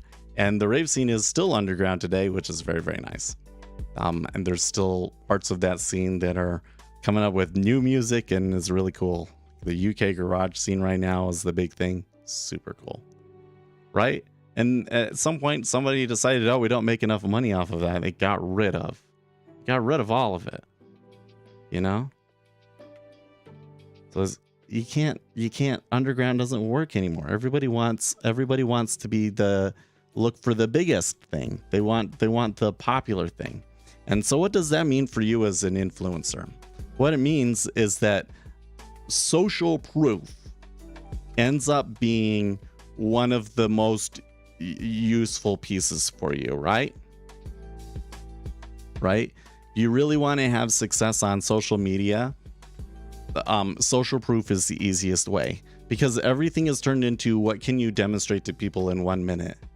And if you have 1 minute of really useful information, they might not stick around for the full minute. They might only stick around for 5 seconds. Because you don't look the part that they're expecting, or you're not saying the thing that they're expecting, right? Because they're all obsessed with the mainstream. They're not looking for the underground thing. They're not looking for the small guy that just trades treasuries, doesn't trade very big, but definitely knows a lot of useful information that is essential to know if you want to have a chance at trading. They're not looking for that guy. So I have to change and look like I've got the social proof somehow. It needs to be visible without doing something immoral, getting the big fast car and doing everything from a Ferrari or something. That's never going to happen. I'm probably not going to make that much money from doing this. And if I did, I mean, it is a remote possibility, but if I did, I wouldn't buy a Ferrari with it. We're back to my entry. I could think about getting long here again. I think that given the time that it's probably not the best to try and take a trade anymore. We had a really good trade to begin with. We should have taken the profits. It sucks that we didn't. It's okay. Let's see here. The head of my desk on my first day told all the new blood, if you want to be a philosopher king, first become the king, not the other way. Yeah. It really is. It really is like you have to become rich. But you're not really going to become hyper rich from retail day trading. Very unlikely. Very unlikely. You're not, and it's not going to persist for a long time. I don't know though. I mean, we have useful information on the channel. We've actually pushed through. I think that at this point, most of the futures trading market is familiar with me to some degree. And if we are able to branch out into stocks, you know, that could help. So maybe the way they were doing it will eventually work. And then that will allow us to take bigger risks. And then maybe we could take $1 million trades and make millions of dollars in the stock market, right? You want to make a lot of money in the stock market, start with a lot of money, right? Yeah, I don't know about this down move here. I mean, it looks like the selling's coming through. It's a little bit iffy. I do still kind of think that a lot of that movement on the upswing was really more flattening coming through, because the 30-year in particular really came back hard.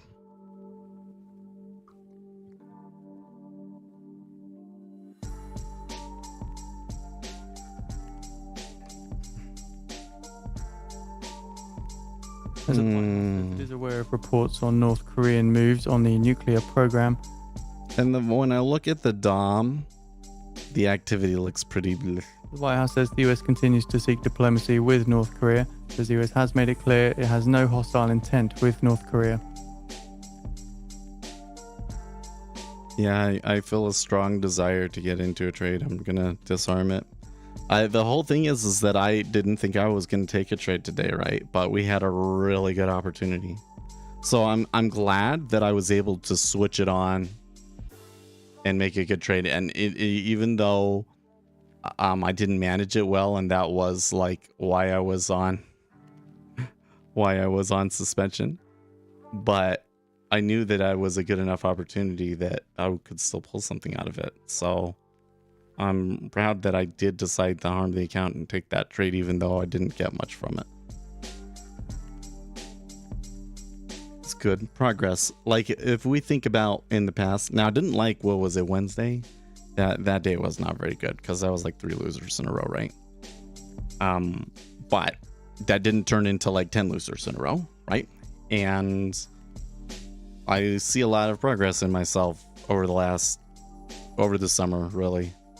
Summer has been really good, and we're continuing to keep the momentum so far into September.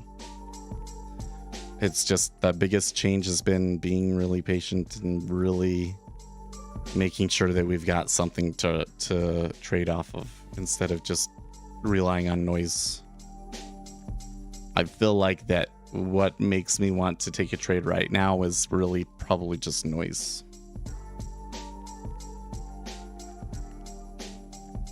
You will have some sort of moral dilemma in this racket your whole life. Remember that? Probably. Integrity, excellence, teamwork. That's what I care about. And I truly believe, I've seen it, because I've seen it, that you follow those 3 things, those are going to get you the furthest. And all of these people out there that are really kind of throwing away their integrity to, you know, just string as many people along as they can, in the end, they'll pay for it. You know, I think I don't like coming out and like bashing other creators, but because he's such a big creator and everything, I think we can talk about Andrew Tate, right? And I don't know if him being banned was really justified, because I haven't seen all of his content. So I've never seen any content that I thought was truly worth being banned, but maybe he did say stuff about women that was problematic enough to justify banning him. I don't know how you ban him from the financial system. That's really crazy, but I digress. The problem I have with Andrew Tate was that he had this university thing, and they're offering like trading courses. I really think that what happened is he just found somebody else that was offering trading courses. You know, could have just as easily have been me. It's just that he didn't come across me, maybe, to say, okay, you teach this thing and we'll bring you the money, right? That's probably what he did, because he probably got a bunch of creators together and that he made the university. But he was also putting trades out without really knowing what he was doing, to be honest with you, because some of the trade calls that I saw from people seemed a little dumb and were kind of like in a way that anybody following that probably wasn't going to be able to make money from it, because they were too big of a group. And so really he was like telling people to just do whatever it took to get people to give you money. That's not integrity or excellence at all. That's get rich quick with minimal effort. No. And I'm not saying that what he did was illegal or anything, but did he pay for it? I think so. Because when you look at, because like, here's the thing. If somebody levied an accusation like that against me, nobody would believe it, right? Because we all know that I'm about integrity, excellence, and teamwork. And you know, Democrats, they really bother me right now, but I want to work as a team. I do, even with the far left, right? I'm never going to do or say something that would cause a situation where people would feel like they couldn't trust what I say, right? And that includes taking a position that would be like misogynistic, right? With Tate, yeah, and man, like so like the accusation against him was that or what he says is that one of his top creators messed a room up or something and refused to clean it up, so he kicked her out, and so she accused him of abusing her, right? And with him, of course, everybody's like, well, I mean, I could see him doing that, right? Do you think that I would ever do something like that? No, absolutely not. And it's not just because I'm able to put up a good front. Like, you all know, like, what you see here is genuine, because really I lack the ability. I lack the ability to put up a front like that, just because of the ADHD. I can't be guarded like that. I can't. What you see is me all the time, and it's obvious, right? Regardless of whatever I try to do. People always tell me like, oh, you know, like, Seth, you're so trustworthy, you could totally lie to people and get away with it. No, I'm telling you. Because when I lie to my wife, I lie to my wife about the stupidest stuff, just for funny jokes. I mean, I would never about anything serious. But, you know, if she asks a question that I think is silly, I'll always try and make up the most ridiculous lie to see if I can get her to buy into it. And she never does, because I have zero guile. I have zero guile. But it's not just that I have zero guile. People can see that I really value integrity, and that's what people have always told me here on the stream, right? Integrity, excellence, teamwork. That's what's going to get you the furthest. And these people that didn't have that, you see how it screwed them over, right? Because everybody's been sitting here going like, oh man, maybe I should just become the, you know, one of these people that are just raking in as many people as possible by presenting whatever kind of front I can on social media, right? And I said, no, I'm not going to do that. We're just going to continue doing what we're doing and provide the most value that we can, right? Integrity, excellence, teamwork, working together as a stream. And I really think that in the long run, we're gonna come out on top. Actually, right now we're doing really well. channel's not above 10K yet, but I think we're on track to do that in the next year for sure. So we should all be quite happy, and you guys here on the stream, you should all be quite proud of what you've done here on the channel. We've made a really good community. We've done really well this year. Like, really, the trading has been way good. I think, you know, they always say there's like this, you know, the trough of like building confidence, and at the beginning you have a lot of confidence, but then you realize how much it sucks, and then eventually you kind of get to a point where you kind of got something working, and then it's just about like scaling it up and everything. And I really think that that's kind of where we're at right now, is we've got something that is working, and we've just kind of got to grind at it now to the point that we can really size it up.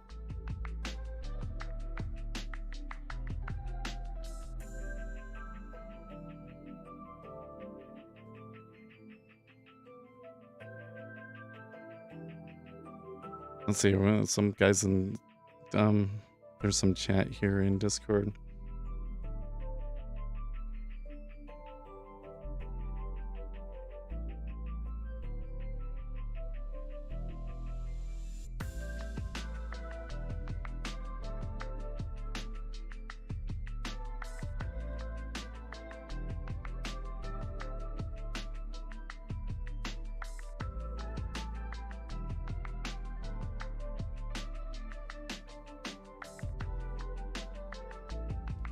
There's an 1800. It's 11601.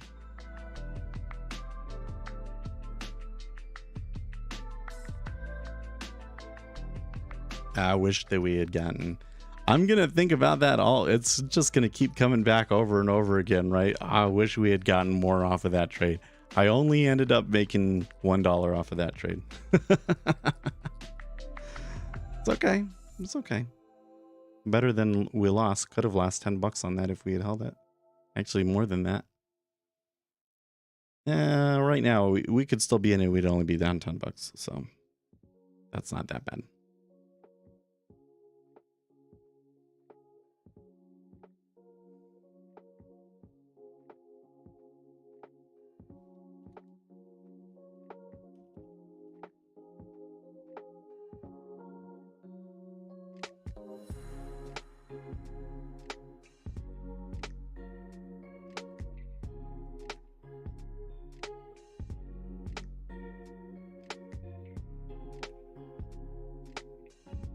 Mm-hmm.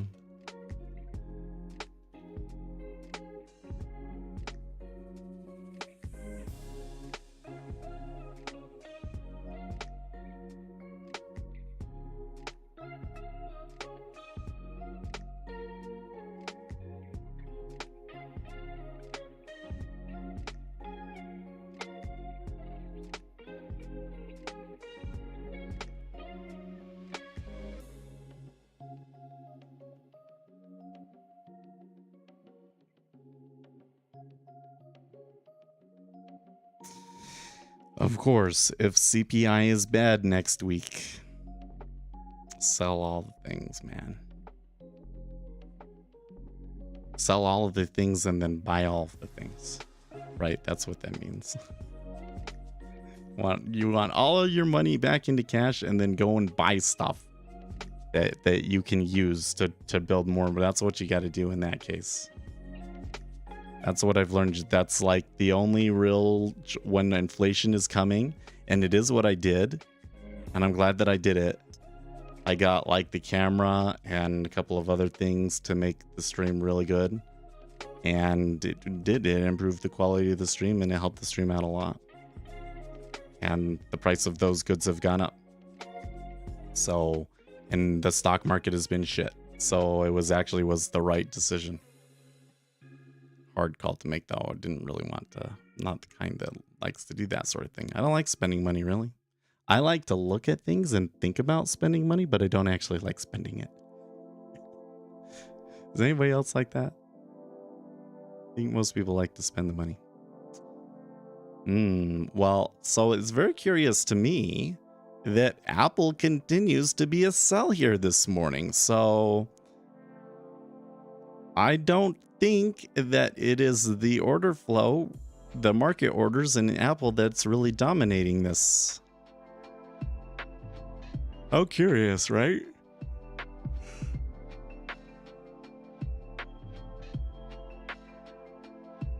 I think we're gonna have a good weekend. I think so. I think I'm gonna be productive here. I know what I got. I know what I want to do. What I got to do. It's still kind of. We did move around a little bit, but the treasuries are still kind of giving me that. You probably don't want to do anything. Look.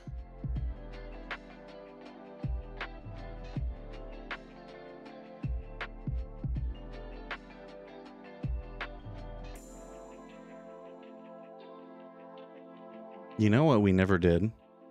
We never figured out what the name of that reporter was yesterday. You want to try and figure out what the name of that reporter was yesterday? I want to hear more of that.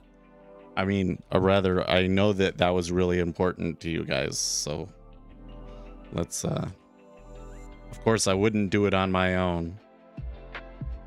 But I know that that was important to you guys.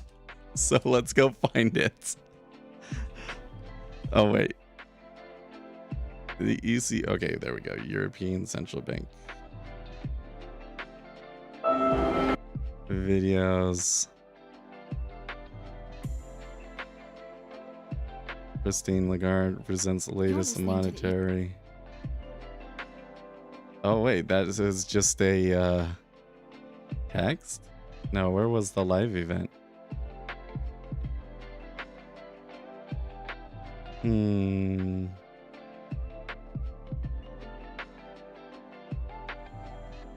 they have it on playlists, maybe?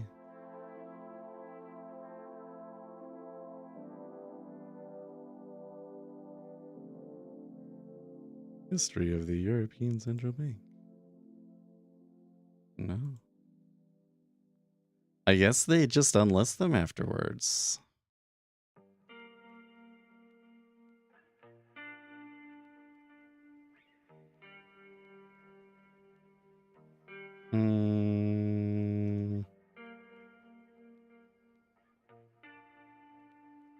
Would have been 24 hours ago, but I guess so. That'll make it harder. Podcast, bringing you insights into the.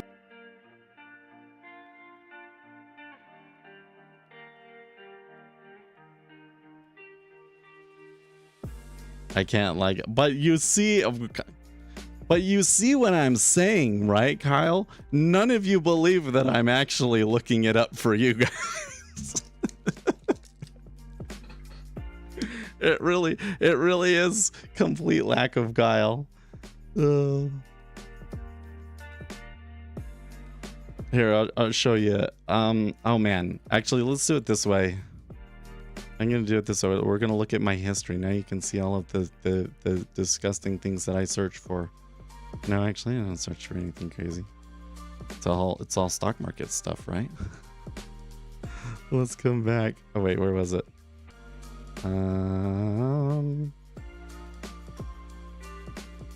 Somewhere in here.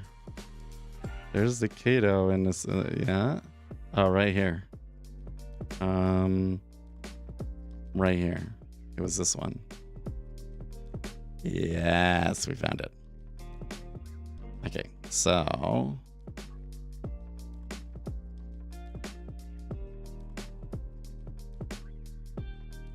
No. There she is, right there. So I'm hoping that we get closed captioning now.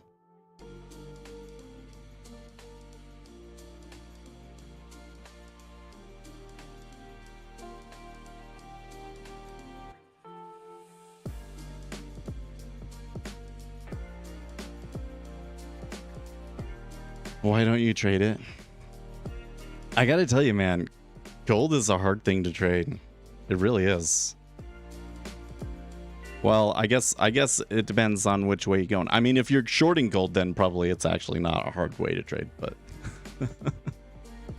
next question goes to Ad Order Kerslik. Kerslik?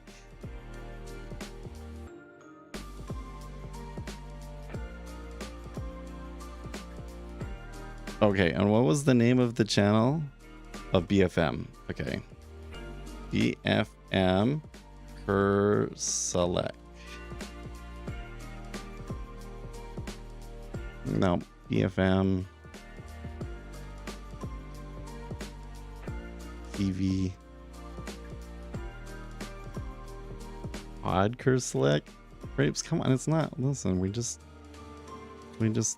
liked. There you go. Oh, that actually I think is maybe her. Of BFM. Oh, okay, so like if I turn the volume on here now, you go back a little bit.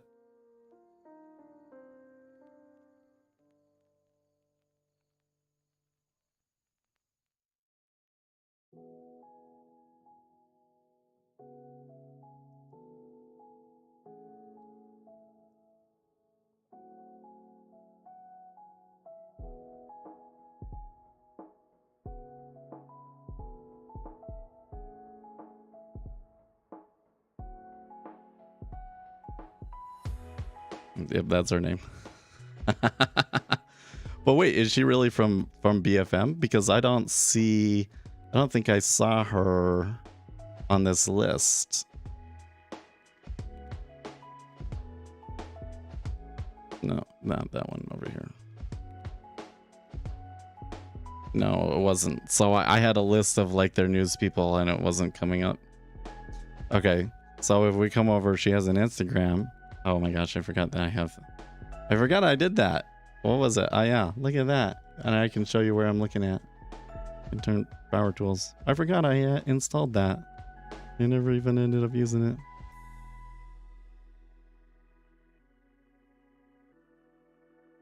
Wait, did she say no of BFM TV? No, she is from BFM TV. What does she say? No, wait, that's not. You got nothing there. That's nothing. That might not actually be her.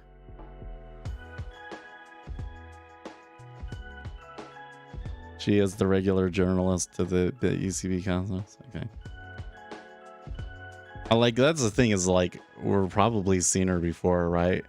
But when she spoke, it just, like, really stood out to me that last time. Yep, that's her. Well, here, I'll show you.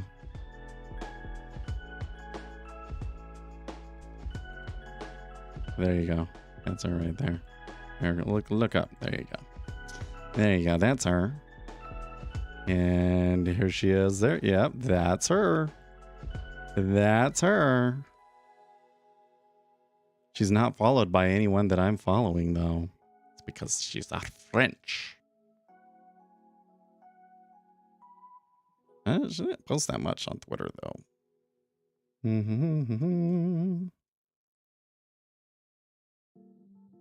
I need to learn, like, here's the problem well, not the problem, but something that I'm kind of starting to run into a lot is that a lot of the stuff that I'm interested in finance is happening in France. Them Frenchies, they're pretty good at this stuff.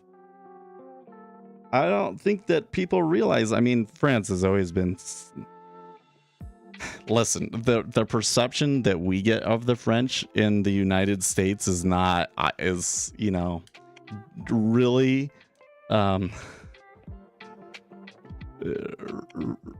really, the French are smart. I gotta tell you, like the people doing this market microstructure stuff, some of the biggest names in this are French. They're really smart. Like, they are really smart at finance. Everybody thinks about Germans, but the French are the finance ones over there. So there we go. We found her. Her name is Odd Kerselek. That is a weird name. Kerselek. I've never heard that one before. Is that a French name? But look, see, you want to listen to her? Now we can. Yep. Now we can listen. Where's this? Pause this for a second.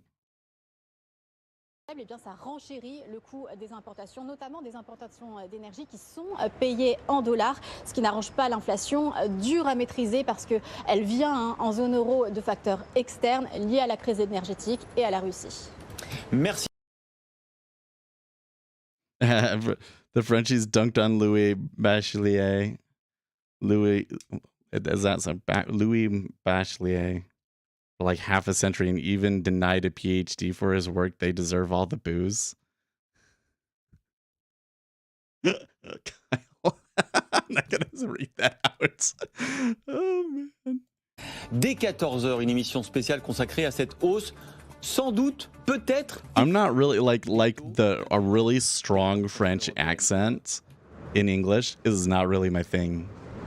I really like the really strong French accents doesn't sound right to me. It sounds like I when I hear it, it doesn't come out to my mind as French. It comes out to my mind as like some like I don't know how to describe it. It just doesn't sound sophisticated. Like typically Americans we thought of French as romantic and sophisticated, but it doesn't come out away that way to me.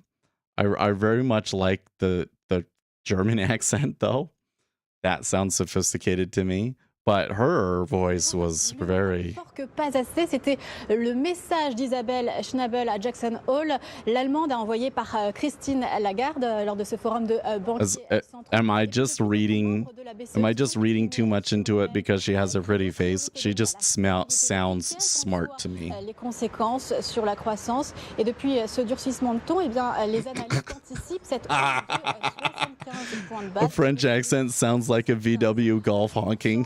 Si la BCE décidait d'une hausse moins importante, 50 points de base par exemple, eh bien, ce serait moins crédible, plus laxiste, ce qui pourrait nuire à son message de lutte contre l'inflation.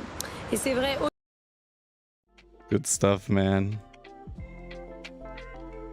No, sometimes I sit there and I'm like, well, if I was going to move to a foreign country, maybe it should be France.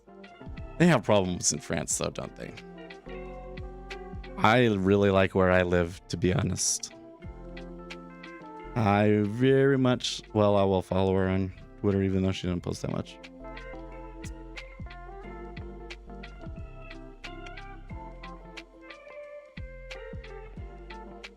There's this other one, though, that doesn't look like, so there's like a LinkedIn page for her. Is that a different person?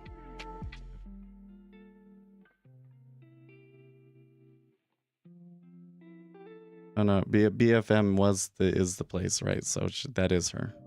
That is her. We'll follow her. Wait, so no, I don't even have anybody over here. I can't follow her. That's weird. Oh wait, here, just follow.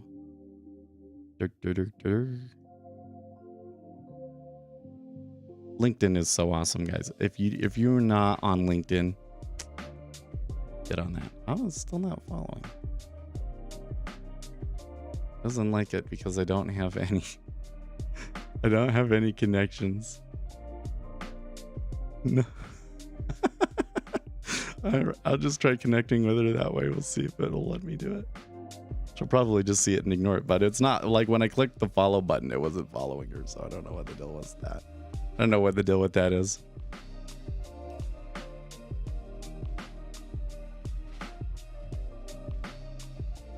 Looking for the ES round turn feel and exchange fees. Well, yeah, your broker will usually have a really good calculator to just show you that sort of stuff. So then, was that Instagram the same person? Maybe. They're not really very much. There's someone, I don't know what that is. But it wasn't the kind of, not the kind of Instagram that I would expect from a journalist, right?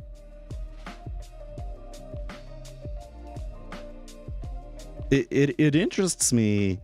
Like I'm trying to come up with excuses for you, right? Obviously, I looked it up for you guys, right? what really interests me is that there's this whole world, multiple worlds out there that we here in the United States know literally nothing about.